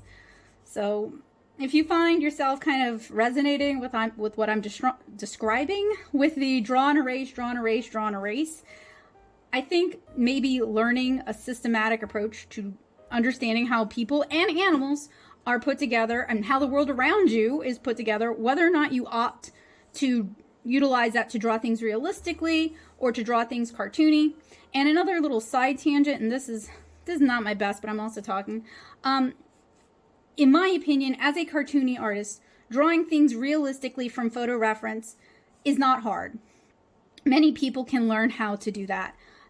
I think, and this is totally my own bias as a comic artist, I think learning how to draw things in a more stylized way and put your own interpretation of the world, your own spin on things, not only do you have to understand how to draw the world around you, but you also need to be able to put your own spin on it and convey that. So to me, drawing from imagination, drawing fictional things, so drawing comics, in many ways is harder because I'm not going to be able to just turn to a photo to do the, draw the majority of my comic. So I'm not like trying to throw any shade, but I've noticed that people tend to be really, really impressed by hyper realistic art, and they kind of poo-poo cartoony or more illustrative art. And I feel like it's actually the opposite, that the cartoony and more stylized art, there's a lot of thought and care and love that goes into the designs and how they're drawn and how they're rendered, especially because a lot of this you can reference bits and pieces, but you can't reference the whole thing. So to me, the artist is putting a lot more of themselves out there. They're taking more of a risk, and it's just harder work in many ways than if you are able to draw just from a photo. And I don't mean to disparage photorealism or people who draw more realistically. That's not really where I'm going with that. It's just to elevate people who have a more cartoony art style as well. And I mean, y'all know my bias. I'm a comic artist. So of course I feel that way. That's the lens that I see the world through. That's why I went to art school. That's why I teach art, is to push the comic artist agenda of more comics is more better. So just to kind of sketch in his arms, I'm starting with those cylindrical forms. These are just really meant to be kind of a placeholder while I kind of figure out where everything's going in space. And it's actually very difficult for me. I don't know if it's the ADHD or what. It's actually very difficult for me to talk and draw at the same time. So I've noticed that both tend to suffer when I'm doing both, which is why I like to do a lot of voiceover stuff, is I can focus on one and not have to be doing both at the same time. But basically what I'm saying is, like, if you want to draw cartoony stuff, learn how to draw, learn the fundamentals. Yes, actually learn all those rules we thought we wouldn't need because we're making comics here. We're not drawing fine art, but you do end up using a lot of those rules. Also study film and like filmography language, because there's a lot of carryover between that and comics. And studying animation as well, and animation pipeline is also very useful. But also, like, just take a moment, and if you're like on Instagram or TikTok or whatever, and you come across some cartoony art, like take a moment and like actually look at it, especially if you have like a preconceived bias about not being into that. Like maybe consider why you feel that way, and maybe just appreciate the artistry and the imagination that goes into someone doing something more stylized and cartoony. At the very least, the time, love, and care that has to go into it. Like, people don't draw cartoony generally because they can't draw in other styles.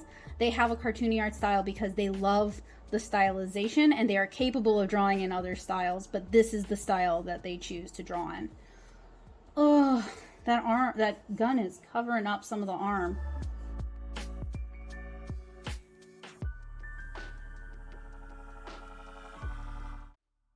Unfortunately, from this angle, it's difficult to see, but I want to go in and I want to add some of the, and you guys can't see me point, I want to go in and add some of the surface details that we get that also add flavor text to the form that kind of explain it. So when you're drawing from reference like this, when you're looking at somebody else's art, what's really helpful, rather than just copying by rote, is to try and figure out why they're doing what they're doing, why they're drawing it the way they're drawing. So this is particularly important when you're doing style tests or style studies and you're trying to figure out why an artist you like draws things a certain way, particularly like if you wanted to emulate, say, a manga or an anime style, or if you wanted to emulate what's popular in American kids cartoons right now.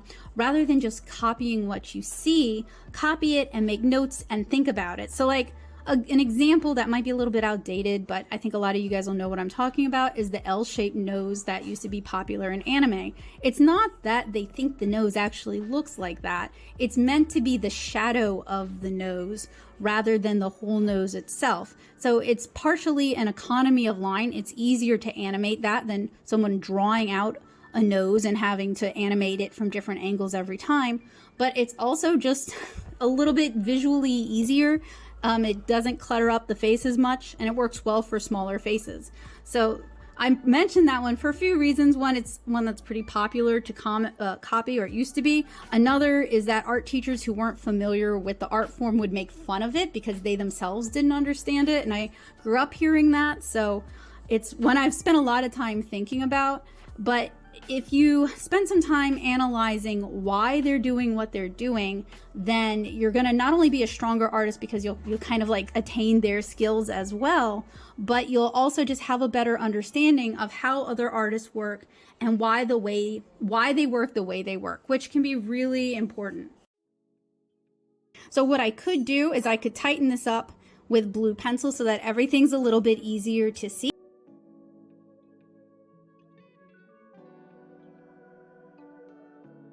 I could go over this and tighten it up in blue and make it a little bit easier to see.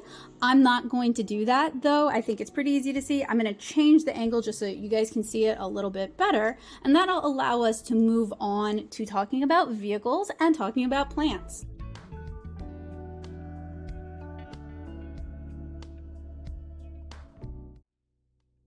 Many people find drawing vehicles to be pretty difficult, particularly if they don't have a reference. Now, while I was at SCAD, they actually recommended that you go out and buy models or even Hot Wheels cars, because having that small physical reference can be a huge help. That way you can kind of manipulate it so you can see your model from whatever view you need. So if you're drawing along with me at home, I would recommend doing that. It does make it easier. They also recommended that with horses. So any difficult to draw thing, probably if you can get a model of it of some sort, would be beneficial. My younger brother was generous enough to loan me one of his army vehicles as well. You can tell he's more of a true blue nerd than I am. So I'm going to give a basic demonstration of how to break this down volumetrically. When we are thinking about vehicles, and I want to have it both on camera and where I can see it, and since they're both kind of long, it's going to be a bit of a challenge. So what I'm going to start with is I'm going to draw a rectangular prism where we can see a little bit of the top plane.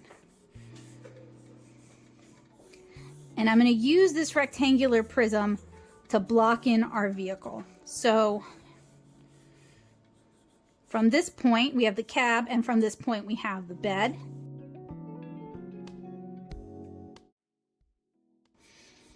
I'm just kind of roughly blocking everything in for the time being. We're going to add our contour lines. We're going to add some nuance to this a little bit later on, but roughly blocking it in gives us a good idea of where everything's going to be. And of course, if you're using programs like Clip Studio Paint, they do have models that you can use. You can literally just trace over them in your art if you so desire. But you know, I get a lot of pleasure out of just drawing things and learning how to draw things as they are. So that's not necessarily a route I want to take right now, but it is an option to you if this is something you've tried and you really struggle with it. I'm going to block in the wheels. The wheels would be cylinders. And I've drawn this baseline so I can make sure the bottoms of my wheels line up. So I've got it kind of blocked in now. Now I can start refining the shapes and adding some nuance. So one thing I have noticed is that the roof of the cab kind of comes in some. And it also goes out a little bit like this. And then for the hood, it goes in kind of towards the center and then down. And then we also have on this model, what would we call these? Fenders, wheel wells.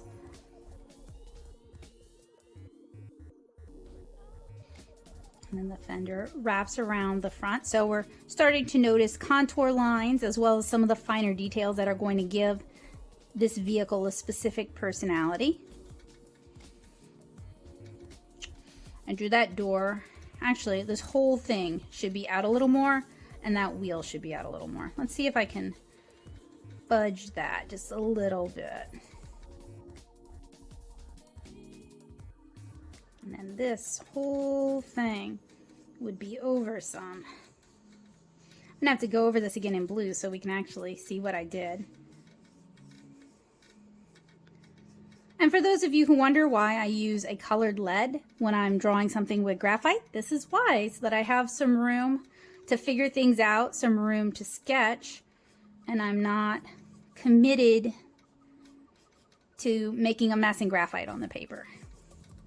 Sometimes even just having two different colors can make it a little bit easier to see what's going on. And then over here, going with the form of the vehicle, we have some ridges. And then they also have little semicircle lights right there. And then there's like a little kick plate right here by the door. And a little step here. And then we're gonna have kind of a wheel protecting fender. And then underneath, so sometimes when I'm drawing, I'll close one eye and that causes these three-dimensional objects to kind of flatten out, so I'm not getting stereoscopic views, and sometimes it helps me see particular details a little bit better. I wouldn't want to draw with my eyes shut like that, but for just kind of seeing details when things are getting kind of muddled, that can be a great way to simplify things real quick. Oh, and then I need to make the bed of the truck a little bit longer as well. And this is divided into 3 sections. Same up here.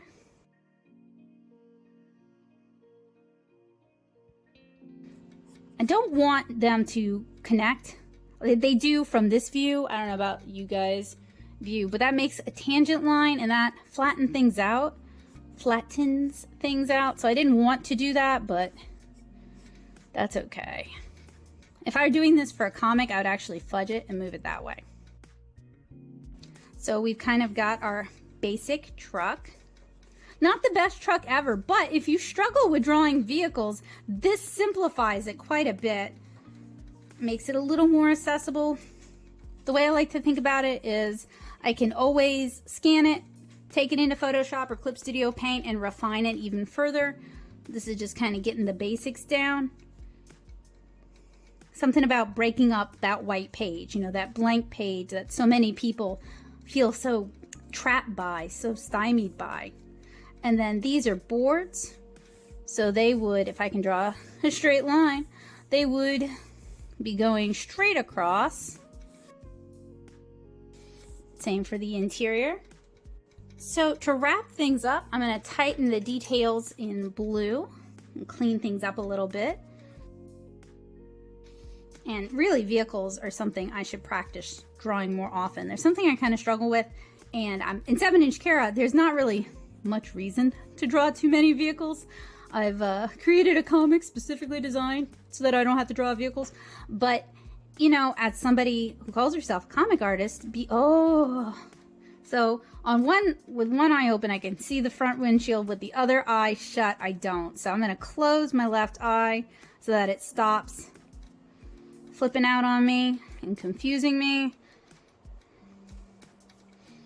Anyway, as somebody who calls herself a comic artist, I really need to practice drawing things I'm not super comfortable with, even if they don't look good. Because how will you ever get better if you only ever draw the things you're good at drawing?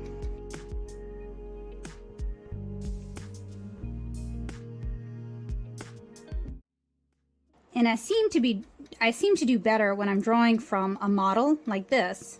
And my brother's got so many models. I'm sure he would let me borrow some more and I could practice different types of vehicles, and then I could get better at drawing vehicles. And then I would no longer have to say I'm not good at it. And this is still pretty rough. This is a sketch I'm doing at the end of my workday after a day of hunching over doing drawing demos. So I'm pretty beat, but that's okay. I'm still enjoying myself and I'm trying something new, and I get to hang out with you guys, and those are all really good things. So this is the second of 3 how to draw anything tutorials, and they are designed to correspond with 3 in-person how to draw anything classes taught through the St. Charles Parish Public Library system. I'm really grateful that they've given me the opportunity to teach something that I'm actually really passionate about, because to me, volumetric drawing is the keys. That was what opened drawing up for me. I was drawing comics way before volumetric drawing, but my art wasn't getting any better. Sometimes I would draw something that looked really good. Sometimes I'd draw something that looked really terrible. I couldn't really understand why. And even though I drew every day and I drew from life and I filled sketchbooks, I just wasn't improving at all. And volumetric drawing kind of gave the world around me a structure and a system that I could apply and I could remember instead of just guessing. Added some math. And I'm not a math heavy I do like geometry, but I'm not like a math centric person, but I love bringing up volumetric drawing to my friends who are more math focused, the ones who are like, I could never learn how to draw, I'm a scientist. Like, that has anything to do with anything. Like, great naturalists in the past didn't learn how to draw so that they could depict the animals that they were seeing in a time before photography. Never mind that. The whole notion that, you know, you can either be science brained or math brained or art brained is ridiculous. But I love introducing them to volumetric drawing because it's just a different way of seeing the world, and for someone who has maybe struggled to be able to draw what they can imagine or draw what they see around them, volumetric drawing can be just such a system that makes the world make a little more sense. And I love that.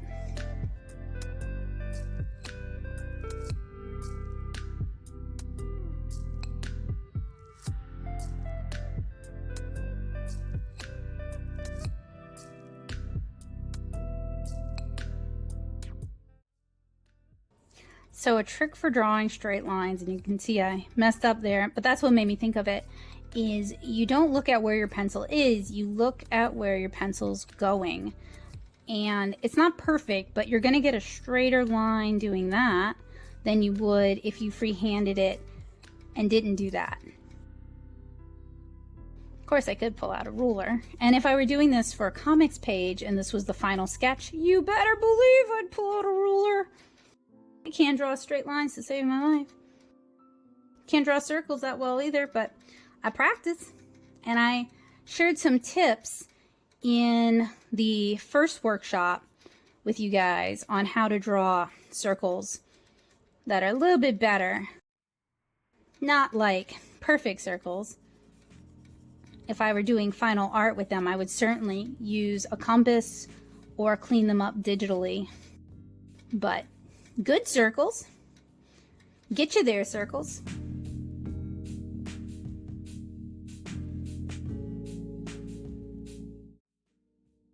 So before I forget, I do want to point out that creating this workshop, the YouTube version of this workshop, has taken me about a week, putting in multiple hours a day doing drawing and sketching demos for you guys. And I love it. I love being able to share art resources in a way that is accessible and affordable so that anybody can pursue art. That's one of my driving forces. But if you found this to be helpful, useful, or informative, or if you are an art teacher and you are using this to teach a class, I would really like you to do a couple of things for me. I would really like for you to leave a comment and just say hi. And if you're a teacher, let me know that. And I would really appreciate it if you are using this when you're teaching a class. If you tell them about this channel, youtube.com/natosoup, because I have a lot of drawing tutorials on here. And it would also be a huge help, but you don't have to, but it would be nice if you could support the work that I do by joining me over on Patreon. And I'm also going to have the presentation and class materials from this class up on Patreon for my patrons. So hopefully that's win-win for everybody. But if you just enjoyed the tutorial, it'd really mean a lot to me if you took a moment, hit like, shared it with other people on social media, and maybe just said something kind like, hey, this was helpful for me. If you're interested in learning how to draw, this could be helpful for you. Because your positive word of mouth goes a super long way, and these kind of drawing tutorials never really get the traction I wish they would get. So that would be a great way to inspire and encourage me to do more drawing tutorials. So there is our army truck. If I can get my brother to loan me a different vehicle, I'll do another vehicle drawing demonstration for you guys. If not, then we'll be moving on to drawing flowers and to our final draw together exercise, which is going to be drawing a corner of the room.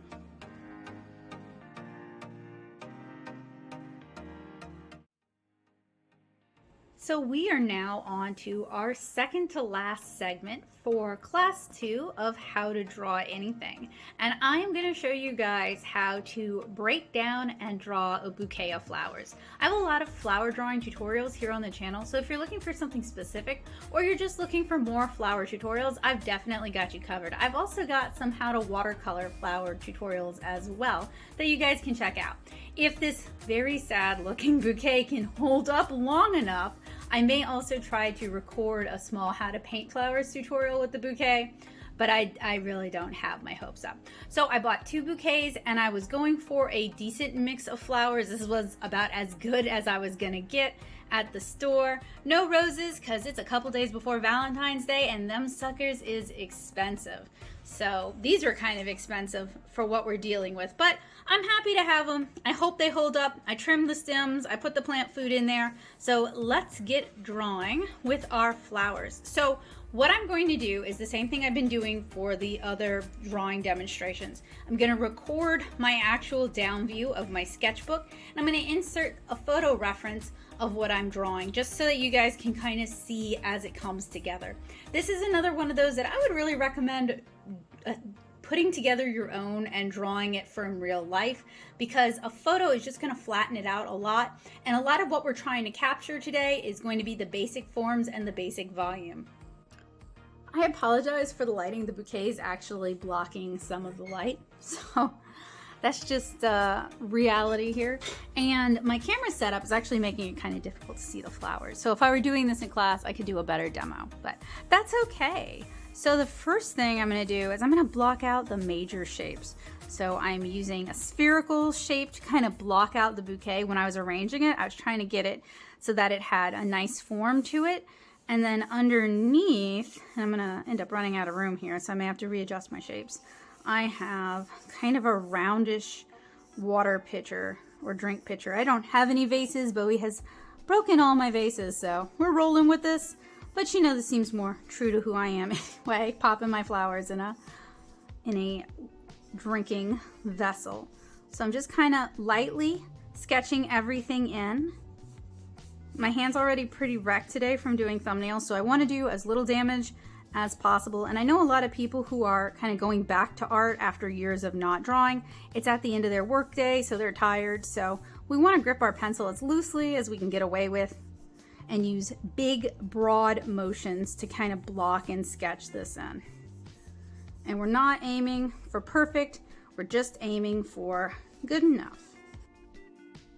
And this is a study, so we're gonna make mistakes and we're gonna roll with it. We are good with mistakes. We are fine with mistakes.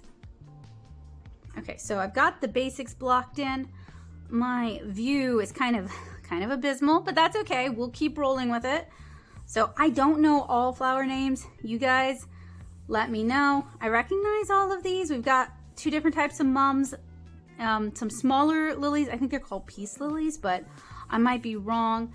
And then we've got 2 larger types of lilies, and the smaller peace lilies are looking pretty bad, actually.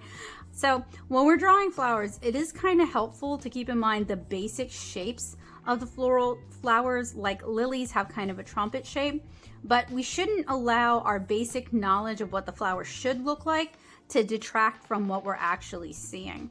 And what I'm kind of doing is I'm just kind of blocking in using really loose rudimentary forms, sort of the basic shapes that I'm seeing. And I used to be really terrible at drawing flowers. Like, for somebody who loves shoujo manga as much as I used to love shoujo manga, you'd think I'd be good at drawing flowers, but I was really bad at it. And the only way I could really improve was to put that time in and to practice. So, I goofed. So this is the top of this, and then my leaves. So everything should just be up a little bit. I think we can work around that though. We can make it work. We just have to remember that. And then up here, we've got some larger lilies. Really should be doing this on a larger sketchbook. That's definitely something good to remember when I'm doing this for class, is do a bigger sketchbook, because then I can like really spread out. So I've got 2 lilies up here at the top, and some mums in here, and they're really tightly packed. That's part of the reason these flowers were in poor shape, is they were tightly packed when I bought them, and I tried to free them from their confines. And then we've got some pinkish lilies here, and then some more mums, and then I actually did an okay job balancing this, but and then we've got some more like asters or mums. I think these are mums asters? Are they in the Asteraceae family? Let me know down in the comments. Okay, so we've got everything kind of really roughly blocked in. So now that I have things blocked in, I'm going to start working on refining some of my shapes. And I'm going to start with the picture because I've already kind of moved the bouquet a little bit lower, just trying to cram everything in. So I want to go ahead and make sure I get my picture in, and then maybe move everything up some. So it's probably pretty late in the class to mention this, but I don't normally these are good for class use, but if I'm sketching for myself, I like to use either Prismacolor or Blick color pencils for sketching. The lead is softer. These are actually kind of hard on my hands. And I do a lot of sketching digitally as well. These are a little bit harder than I would like, but they do work well for demonstration purposes. But I wouldn't really recommend them for your drawing because they're a little harder on the hands.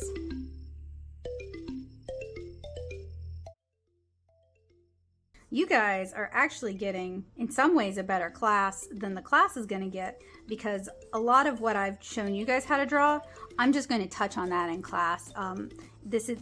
They're meant to be demonstrations to kind of show how you can learn how to draw anything, but we've only got an hour a pop together, so I have to kind of get in there and do what I can and run. So with this, it's not like I have to stop and answer questions, which I actually love, doing Q&A and stopping and answering questions, but it does take up time. So this is both better and worse. It's a lonelier experience. You don't get direct guidance. Okay, so in the photo reference, the picture has these disc shapes going around the front side of the picture. So we've got some contour lines going on. And we're going to use these because they help give information about the form that we're looking at. I don't want to spend all my time on the picture though. So I'm going to go ahead and get started with the bouquet. So I'm going to start with our mums, and I sketch them in as disc shapes. So the next step I usually like to do is I like to block in where they're facing. So the center of the flower is usually how I determine where they're facing. Kind of just drawing from what I see, but I'm also just sketching. So I'm being really loose about it, not particularly precise. I'm not trying to get every petal exactly where every petal would go. I am kind of sketching in the petals. You can also kind of break, if there's like a big break in between petals, you can kind of divvy them up and then divide that if that's something you want to capture. So whenever we're drawing from reference like this, I always think about what elements am I looking to capture? What am I looking to memorize or utilize, or what am I trying to demonstrate with what I'm drawing, especially when I'm drawing from reference. I generally don't like to just draw from reference without thinking about where I want to take it, what I'm trying to say with it. Now, not every piece of art has to be like a statement. I'm a commercial artist, so I'm not a big like art for art's sake kind of person myself, other than I want people to love art. But even if you are just trying to capture like how the petals look, that's still saying something. Even if you're trying to capture how some of the petals on this flower are wider, broader than the petals on this flower, that could be something you're trying to capture. So it doesn't have to be super deep. And generally when I'm drawing flowers, I don't try to draw every single petal. Generally, I do a lot of freehanding and a lot of cartooning because it's less visual clutter. It leaves it more open and more airy, which is something that I'm usually going for when I'm drawing flowers. And I chose flowers because they don't necessarily seem like something that you might draw volumetrically or you might think about as a volumetric shape. They're really, most flowers are kind of disc shaped. Some of them become more like rounded blobs like peonies, and hydrangea palms kind of fall into that. And then we have like trumpet or sorry, I'm tired and my brain is not wanting to work with me. Trumpet or conical shapes like lilies.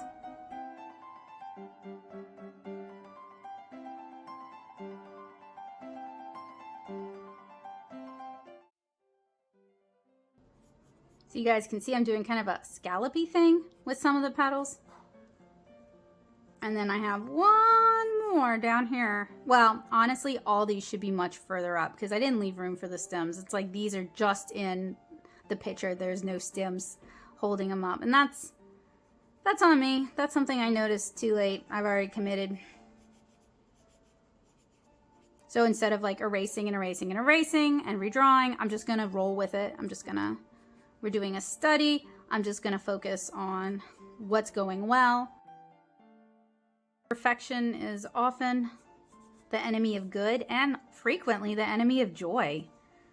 If you get too hung up on things needing to look just right, I mean, that's important sometimes when you're learning, but if it totally kills any love or joy you have for what you're doing or for the subject matter, then that's not good either. And art is already it's a career that you have to dedicate so much of yourself to and sacrifice so much to and do so much practice.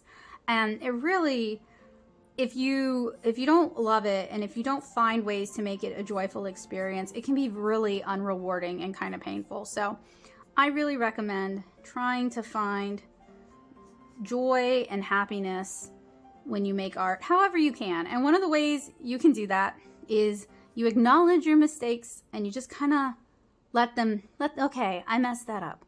Moving on.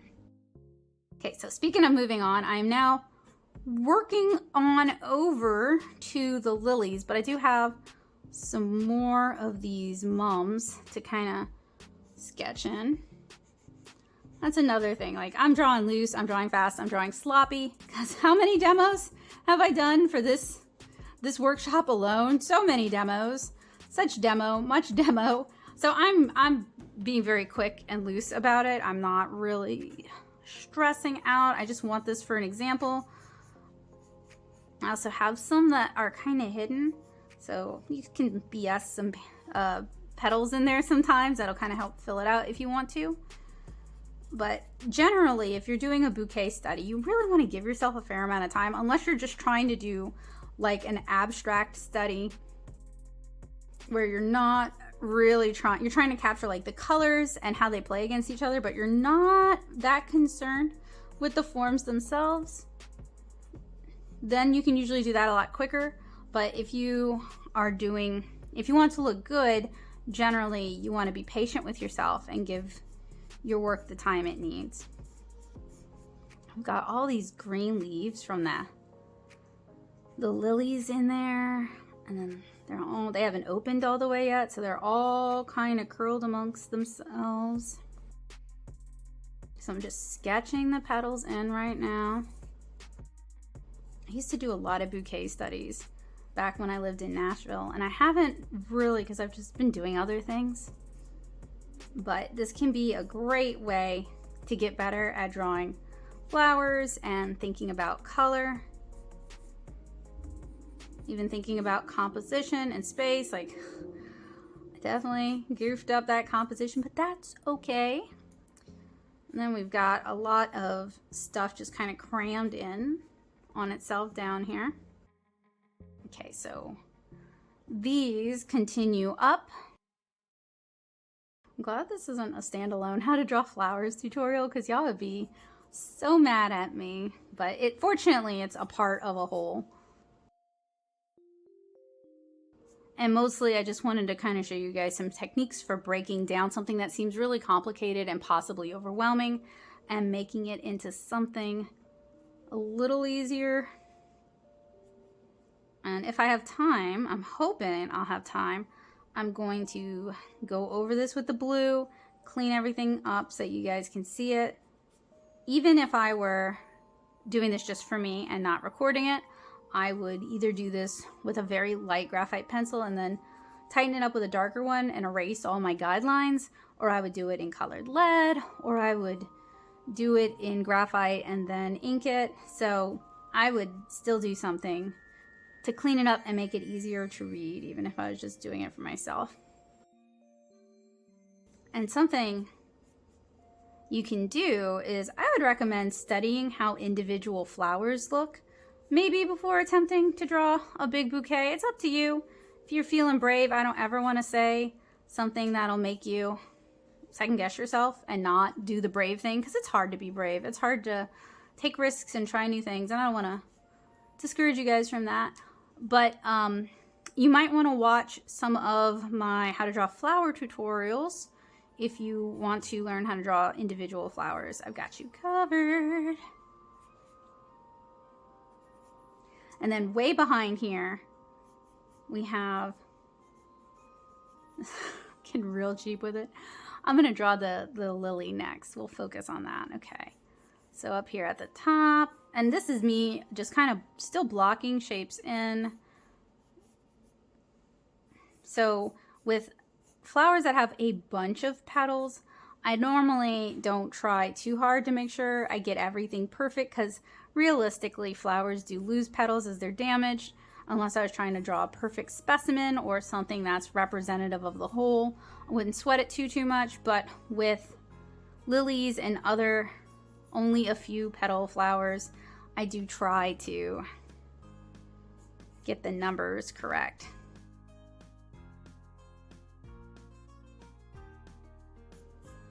I also have some how to color using alcohol markers flowers tutorials. So I've got a lot of flower tutorials here on the channel.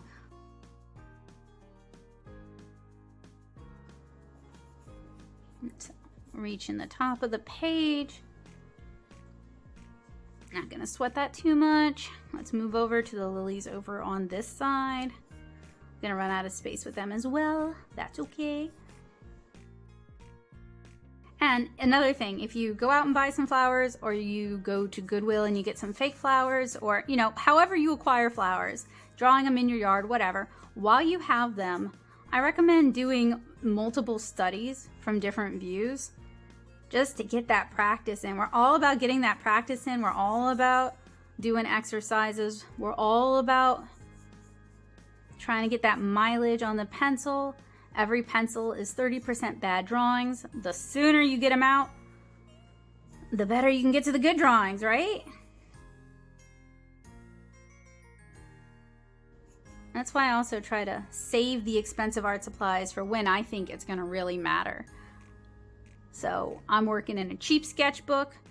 I'm working with not the best pencils. I'd be working with slightly better, but these are good because you do get the red and the blue. And they're handy, you just flip them over. So mostly what I can see of the mums of the top is just the white. All right, so that is our mid sketch. Now let's clean it up and refine it. So for this, I'm gonna start with the flowers and then work my way down, and we'll start with the asters. And this can be one of those You can add as many details or as few details as you like. I'm trying not to overcomplicate it while still keeping everything clear. So I'm gonna work my way. So usually I try to keep all my detail to the objects that are closest to the viewer or the most important. That way we don't have a whole bunch of visual clutter and the viewer can kind of tell what they're supposed to be looking at and what they're supposed to be paying attention to. So that's a little bit of editing that an illustrator or a comic artist might do, because for us, legibility, readability, you understanding what we're doing, conveying the message, that's key. That's really important. You can always hide some little Easter eggs in there later on, but keeping it really legible, easy to read, easy to see, that's really important. So my petals that are closest to the viewer, those are going to have the most details. The ones further away or behind those front petals, those are going to have less detail. Same goes for flowers. The flowers closest to the viewer are going to have the most detail. The ones further away are just going to start to look kind of like fill. So while I love those Seek and Find, Where's Waldo, I Spy books, I grew up on those. Those were our favorites when we were kids. And I think they have their place. That's not what I'm going for here. That definitely is a time and place kind of thing. I am just learning how to draw a bouquet of early spring cheap Valentine's Day flowers. I don't know if it counts. I bought these myself, but Joseph was with me, so I'll say it's half and half. I'm trying to figure out what this was supposed to be. I think it's a petal, but because I've kind of shifted things, I can't tell now. Yay. You know what? I can make it into whatever I need it to be. See, this is why I try to get stuff like this done in one sitting, because I know if I get up and start again, I will be so lost and so confused, even if I tried to keep it really clean. Oh, you know what? That's okay. I penciled over that. That would be an area where I might decide I was going to erase it and fix it. Nope. We're gonna roll with it.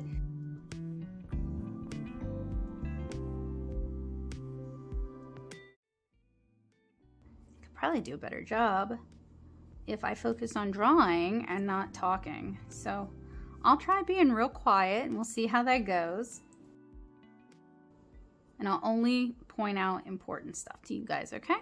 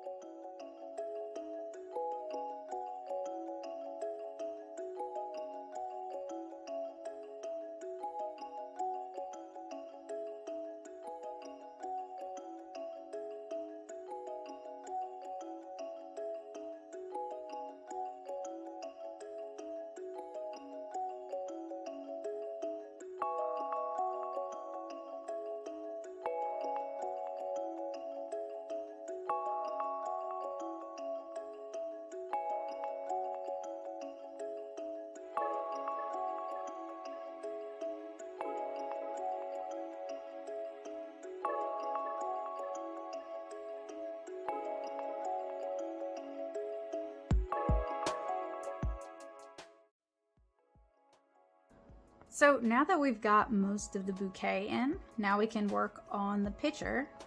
So we are almost done. And if I were to, let's say I decided I liked this, what I would do is I would scan it and take it into Photoshop and clean it up a lot in Photoshop. So that's really easy to see, and pop some of those outlines so that the things that are closer to us appear closer to us, and the things that are further away appear like they're receding into the background, because right now there's a lot of mess. It's just visual mess, and it's kind of difficult to see. So if I wanted to paint this, I would definitely clean this sketch up a lot before I attempted to paint it. But sketchbook should be full of kind of messy sketches, things where you're learning, things where you're practicing, things that you're out of practice with and you're trying to get back on the horse about and trying to get better about doing those kinds of things. Sketchbooks are supposed to be a place where you can experiment and play and not necessarily have to feel like you got to show everybody, or like, you know, you're going to be judged by the world. So if you need to, if this is a challenge for you, if you don't want people to see your ugly sketches, I mean, I don't care, you know, I want to normalize all the weird, not quite right, bad sketches that kind of go into being able to make good sketches or being able to make good art, because even bad art has value. I don't care, but if you care, maybe keep a separate sketchbook. I mean, this is one of the reasons why I only work in cheap sketchbooks, is because I am going to be filling the pages. There's going to be a lot of stuff I don't like, a lot of stuff I'm not proud of, a lot of stuff I wouldn't want to show to other people. So an ugly sketchbook, a cheap sketchbook, no problem. A pretty sketchbook though, you start feeling bad about that. You're like, oh, maybe I should only do good art in it. And the problem with only doing good art is you're more likely to just stay in your comfort zone and not take risks and not draw things that might fail. And I don't know, it's to every artist their own choice.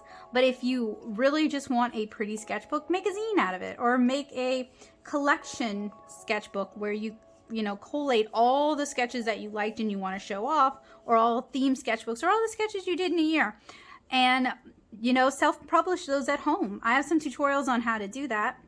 Ooh, those lines are a hot disaster, but that's okay.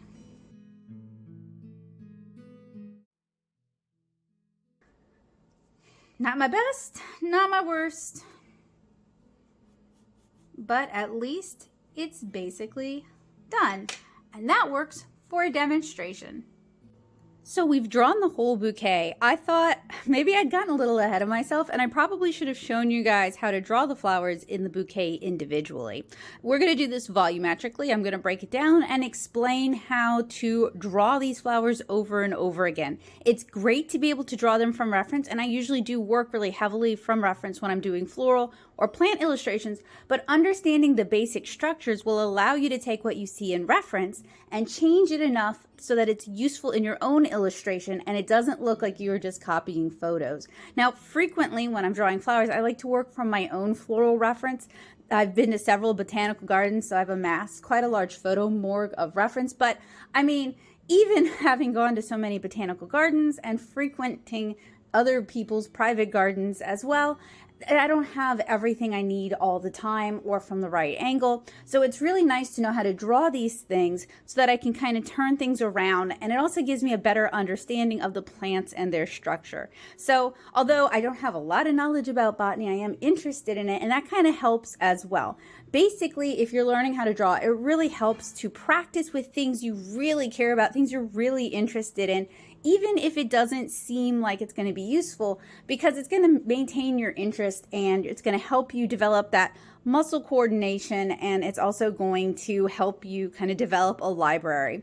So one thing I do want to point out, and this is more of a handheld thing, is that for this workshop I have done a lot of drawing. I'm also working on 7-inch Cara, and I'm also trying to maintain, not quite, this takes up massive amounts of time, but I'm trying to maintain at least some of my normal workload. That is a lot of wear and tear on my hand, and I've been having some pretty severe arthritis issues. So take this as my cue. Please work with materials that are going to be comfortable and forgiving for your hands. Take frequent breaks, and if your hand hurts, stop, stretch it, maybe ice it, or consider quitting for the day. I kind of feel like because this is on a short time scale and I'm juggling so many things, I don't really have that as an option. But if you have an option to do that, please do that. Please be smarter than I am. So I have a selection of flowers from our bouquet over here. We've got a couple of lilies. We've got some mums. We've got, I think these are mums, honestly, even though they look more like yard daisies. I think maybe they're probably in the same family. And then we've got these lilies, and I am shedding leaves as we go. So what I want to do is I want to walk you through in time lapse how to draw an exploded view for each of these flowers. We're going to start with one of the easier flowers in the bunch. We're going to start with lilies. So these have a more conical shape. The more they're open, the wider the cone is going to be. And I'm going to block everything pretty basically. The stem can be thought of as a cylinder, but unless you're like drawing a really large version of the flower, you can probably get away with just using thicker lines for that.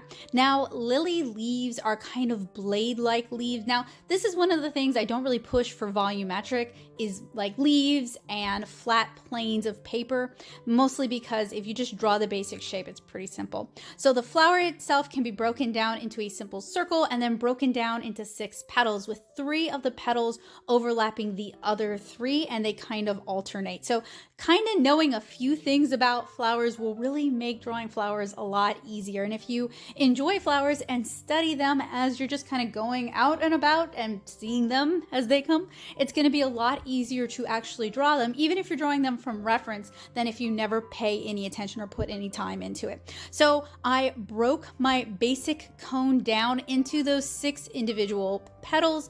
I drew an inverted cone to represent the stamen and the sepals. I'm probably wrong. It's probably the stamen and the pistil. I'm sorry. I don't know that much about botany. That's one of the reasons I'm not super comfortable talking about it a whole lot, but I do have some tutorials here on the channel on how to draw a wide variety of flowers. So if you're looking for something more specific, please check and see if I've done a tutorial on it yet. And if I haven't, feel free to request it.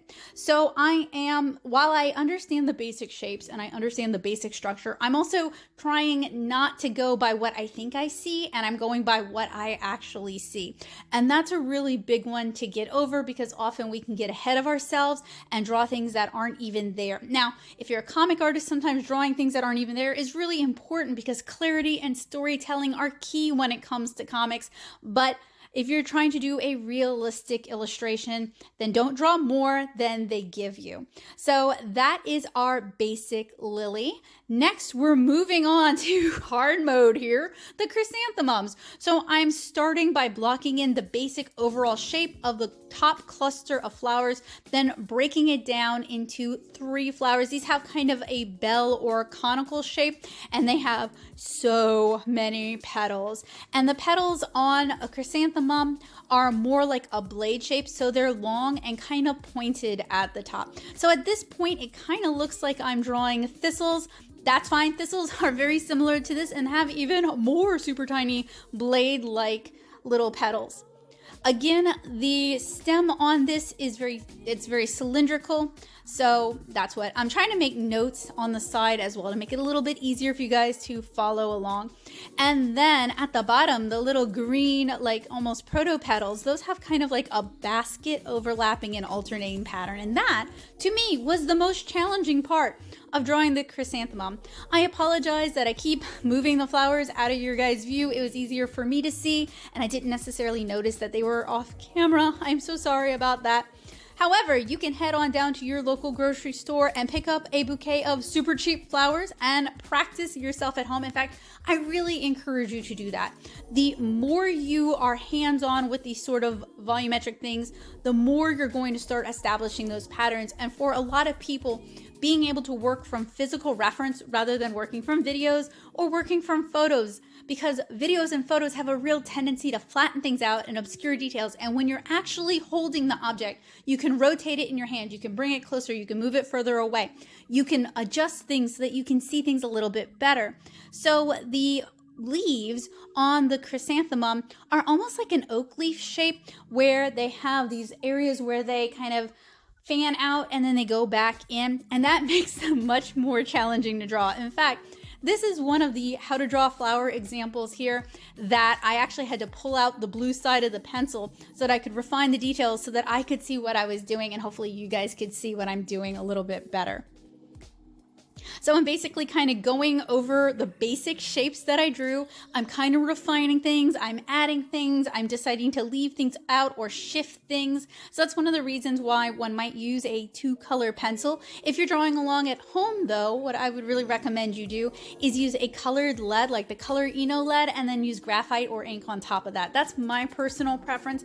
It makes seeing the underdrawing easy, but it's also easy to erase. And then when you scan it, you can take it into Photoshop or your photo editing software of choice. I've got tutorials on how to do that, and you can drop those blue lines, so all that's left is your graphite or your inks. So other than observation and practice, one of the keys to drawing flowers is just patience. The more elaborate a flower is, the more time consuming it can be. There are ways that we can kind of imply petals without drawing them fully, which I talked about in the bouquet demonstration. And there are other ways that we can kind of hint that something's there, not only to save ourselves time, but to save the viewer time, because it makes it easier for them to understand. But it's still gonna take a while. If you want to draw chrysanthemums, or if you want to paint chrysanthemums, they're just gonna take a while, and just kind of, it helps to kind of get into it and to not be impatient to get it done, and to just kind of go with the flow. So I really love drawing flowers. I love drawing flowers from reference. You guys probably know that I draw a lot of flowers here on the channel. I do not love drawing flowers under a time crunch, and I don't love drawing flowers when my hands hurt. You guys can see me shaking my hand out pretty constantly or flexing my hand. As I've told you guys before, that early onset arthritis is real fun. So if you are not me and you're not preparing for a class, and there's no earthly reason why you would push yourself so ridiculously hard in such a short period of time, then don't. Please don't. I feel like for a long time, the illustrative arts was this terribly competitive race to the bottom of who can kill themselves the fastest from overwork. It's not that kind of a competition, guys. None of us are going to get there faster because we sacrificed ourselves on the altar of art, and we can no longer draw when we're like, I don't know, 36. So our next flower, is this a type of aster, or is this a type of chrysanthemum, or are chrysanthemums a type of aster? Let me know. This daisy-like flower is going to be a lot easier than the chrysanthemum we just drew. I focus on drawing first these circle shapes to kind of block them in, and then we have these really shallow cones. That's the basic shape for this flower, is a really shallow cone with kind of a basket-like structure underneath, and we have a central eye to the flower, very much like a daisy. This is a composite flower, so the center of the flower is actually a bunch of little bitty florets, and then the petals around it are designed to attract insects to this, you know, multi-flower. Now, I really don't recommend drawing each and every one of those little florets. Not only would that trigger my tryptophobia, but that would wreck your hand, and it doesn't really, unless we're drawing a hyper-realistic, zoomed-in macro shot of this flower, it's gonna serve nothing. So what I do is, it's almost like a button or a cylindrical shape. I basically sketch that in. I draw a circle to help me kind of figure out where the individual petals are going to go. And these petals, very similar to the chrysanthemum we just finished, are very blade-like and long. And there's a lot, they have like double petals, where it's not just one row of petals, but it's 2 and sometimes 3 rows of petals. That can be a lot to draw. So what I would recommend you do is you save your attention to detail. You save those details for that first layer, the layer that's closest to the viewer, and then you just kind of sketch in or imply your second layer of petals. And frankly, I'd recommend you just treat all of the background flowers the same way. Just less detail for the background flowers so that they recede into the background, and that makes the ones that have more detail seem closer to the viewer. Did I do that? No, but that's what I would recommend, and that's what I would do if I were, you know, redrawing this. And then the bud is almost a spherical shape. All those petals are still kind of curled in around that center.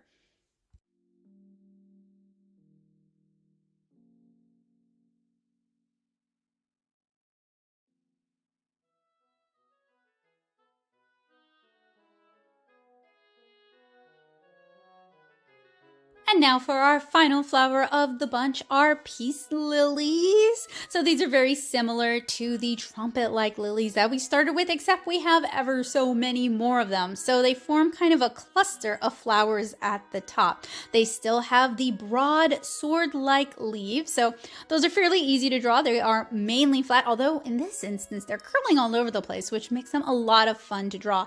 And I'm still using kind of a trumpet-shaped cone to indicate my individual flowers. These are still 6-petaled flowers, although the petals are ruffled, which can make drawing them a little more challenging, especially when you're drawing a bunch of them and it's difficult to see, like with the bouquet. So this is one where I guess less could be more, and not including every single detail so that it's not filled with visual clutter could be a good way to go. So I'm drawing kind of a frontal view of what the lilies look like, A, to give myself an idea of what I'm dealing with, and B, to give you guys a better idea of what you're doing. Even the bunch of flowers is kind of conical shape, which is pretty interesting. Honestly, this thing looks like a cheap Dollar Tree floral pick, despite being real flowers. I guess they do their research. So in this instance, we have a lot of overlap with the leaves, which I'm kind of grateful for because A, that kind of overlap means less drawing on my part, and B, it's just more visually interesting. It kind of breaks up the flower bunch so that we're not just looking at a mass of flowers and it becomes really repetitive and tiring. So the leaves themselves have these long striations, these long ridges going from the tip all the way to where they enter into the stem of the flower. And you can choose to draw those, you can choose to leave them out. In this instance, I'm basically blacking in a lot of the leaves. That's going to reduce some of the visual clutter.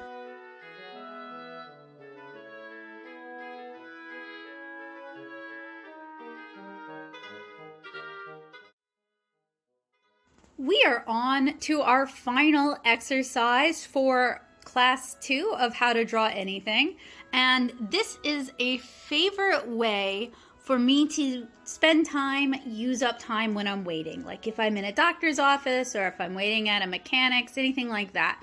And it is to pick a corner of the room that looks interesting, has a lot of things to draw on it, and practice drawing the corner of the room. The more you do this, the better you're going to get at drawing environments, especially different kinds of environments. And it's a great way to use up some odds and ends of time that you might have.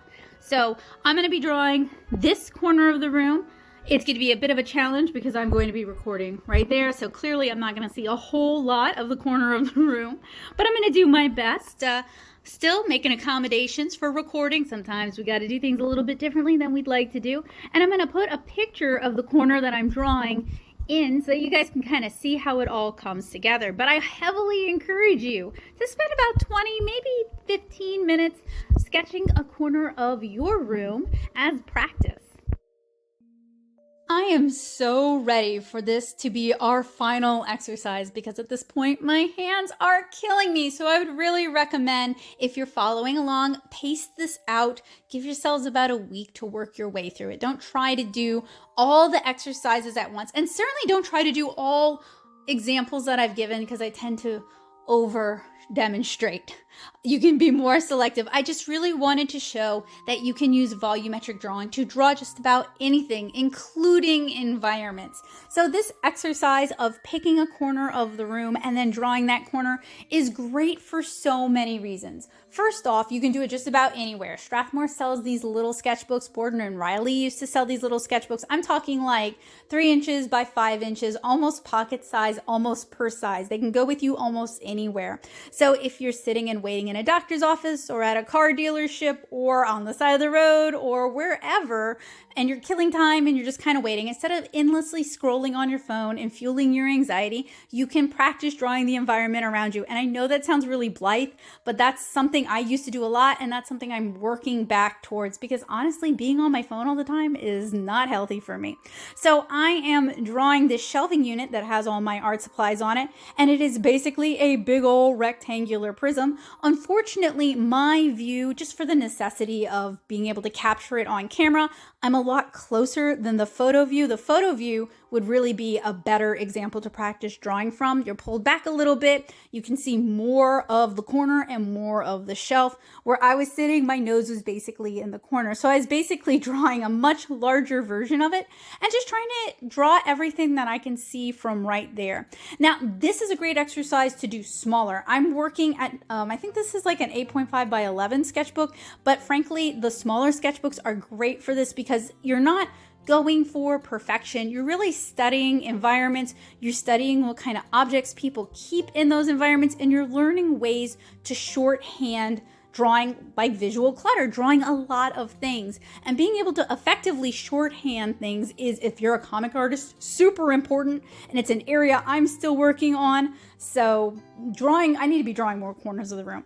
Not only that, but it gives you some insight into how people think, and it can be a great way to develop characters. So there's just so much right about this exercise. It's portable. You can do it anywhere. In fact, it's better if you do it in a variety of places. It gives you more environments to pull from when you're designing your own comics. It gives you more reference. It teaches you how to draw quickly. It teaches you how to do visual shorthand. It teaches you can practice your volumetric drawing. I mean, really, this is a great exercise. Now, can I take credit for this? No.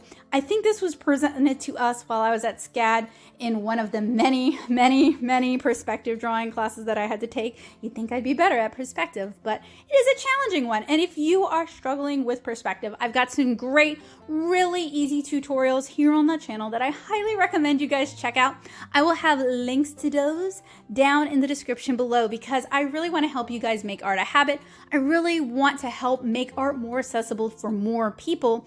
And the only ways I know how to do that are teaching accessible, affordable classes and doing YouTube, which is basically free to you guys. So hopefully you guys have enjoyed it because it really means a lot to me to be able to share what I've learned over the years, both in classes and through teaching and through making comics and from drawing and from knowing other artists, to be able to share that with you guys in a way that's hopefully very accessible. So if you enjoyed this class, if you are going to draw along, or if you did draw along, please do me a huge favor, leave me a thumbs up, maybe tell me something you liked about this class so that I know what's working for me, because don't always get feedback on these, and consider sharing this with a friend or several friends who are interested in learning how to draw as well.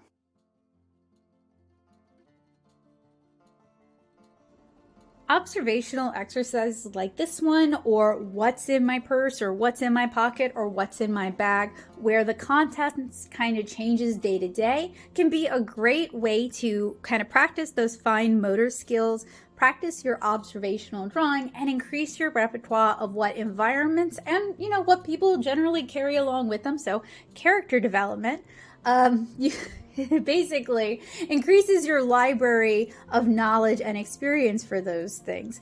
So these are great exercises. They're a great way to make good use of time that might otherwise go to waste. And you definitely don't have to draw this big. For the longest time, I used to carry around one of those really small, like 3x5 Strathmore spiral bound sketchbooks in my purse, along with a micron marker, and would just doodle environments when I went places. We're living in a panini world though, so I'm not really going much of anywhere, nor am I sitting around in waiting rooms for long periods of times, but this is still a really good exercise that makes use of those slivers of time and also makes use of those liminal spaces in our lives. During workshop 2 of How to Draw Anything, we covered a lot of ground. We started out with a foam shape still life. We talked about contour and surface design, and we applied some of those lines to our 3D foam shapes to make them a little bit easier to understand.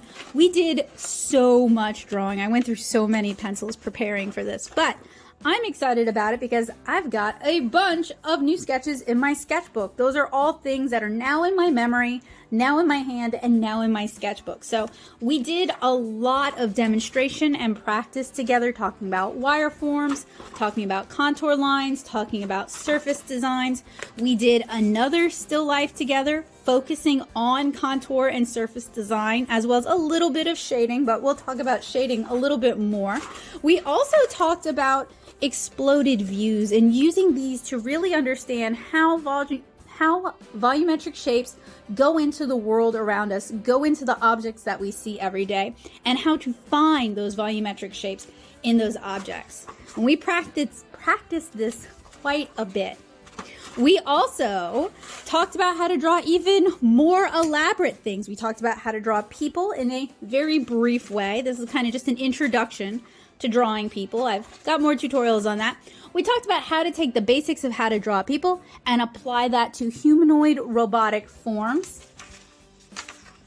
We also talked about how to use volumetric drawing to break down and draw vehicles, so that's pretty exciting.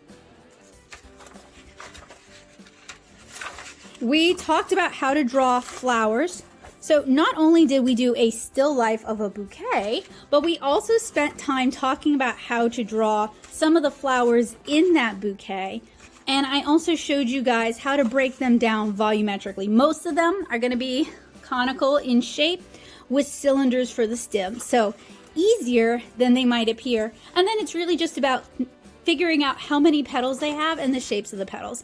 And then finally, we ended on an exercise. We drew a corner of the room together. So I had a lot of fun and a lot of hand aches prepping for this class with you guys. If you are in the Southeast Louisiana area and you'd like to take a class with me, I currently teach with the St. Charles Parish Public Library and the Ascension Parish Public Library Systems. So maybe I'm in your neck of the woods. If you're in this area and I'm not at your library and you'd like to take a class with me, feel free to request that your public library get in contact with me. I'll have my contact info down in the description below. I would love to work with them to bring affordable, aka free, art education classes to your area.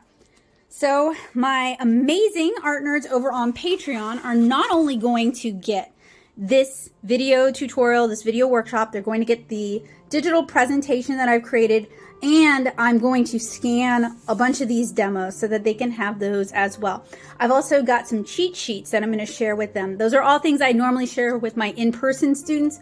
Those are going out to my art nerds. So that is a great way if you want to take this as a class and you're looking for some additional supplemental materials, or you're a teacher and you would like to utilize this workshop and that presentation in your materials, please consider getting a hold of me, getting in contact with me, and we can work something out. So I have one more class, one more workshop of this left to teach, and that's going to be a doozy because there's still some things I want to talk about, like drawing fabric, drawing animals, lighting and shading. So if that class is as dense as this class, oh boy, hold on to your hats. But hopefully you guys found this to be helpful, useful, and informative. Hopefully you guys enjoyed it. And hopefully what I was able to share with you guys kind of unlocked maybe a hidden area in your brain and makes you feel like you are empowered to start drawing and start making art a habit. So if you would like access to the presentation and the printables for this, you can join me at patreon.com/nattosoup.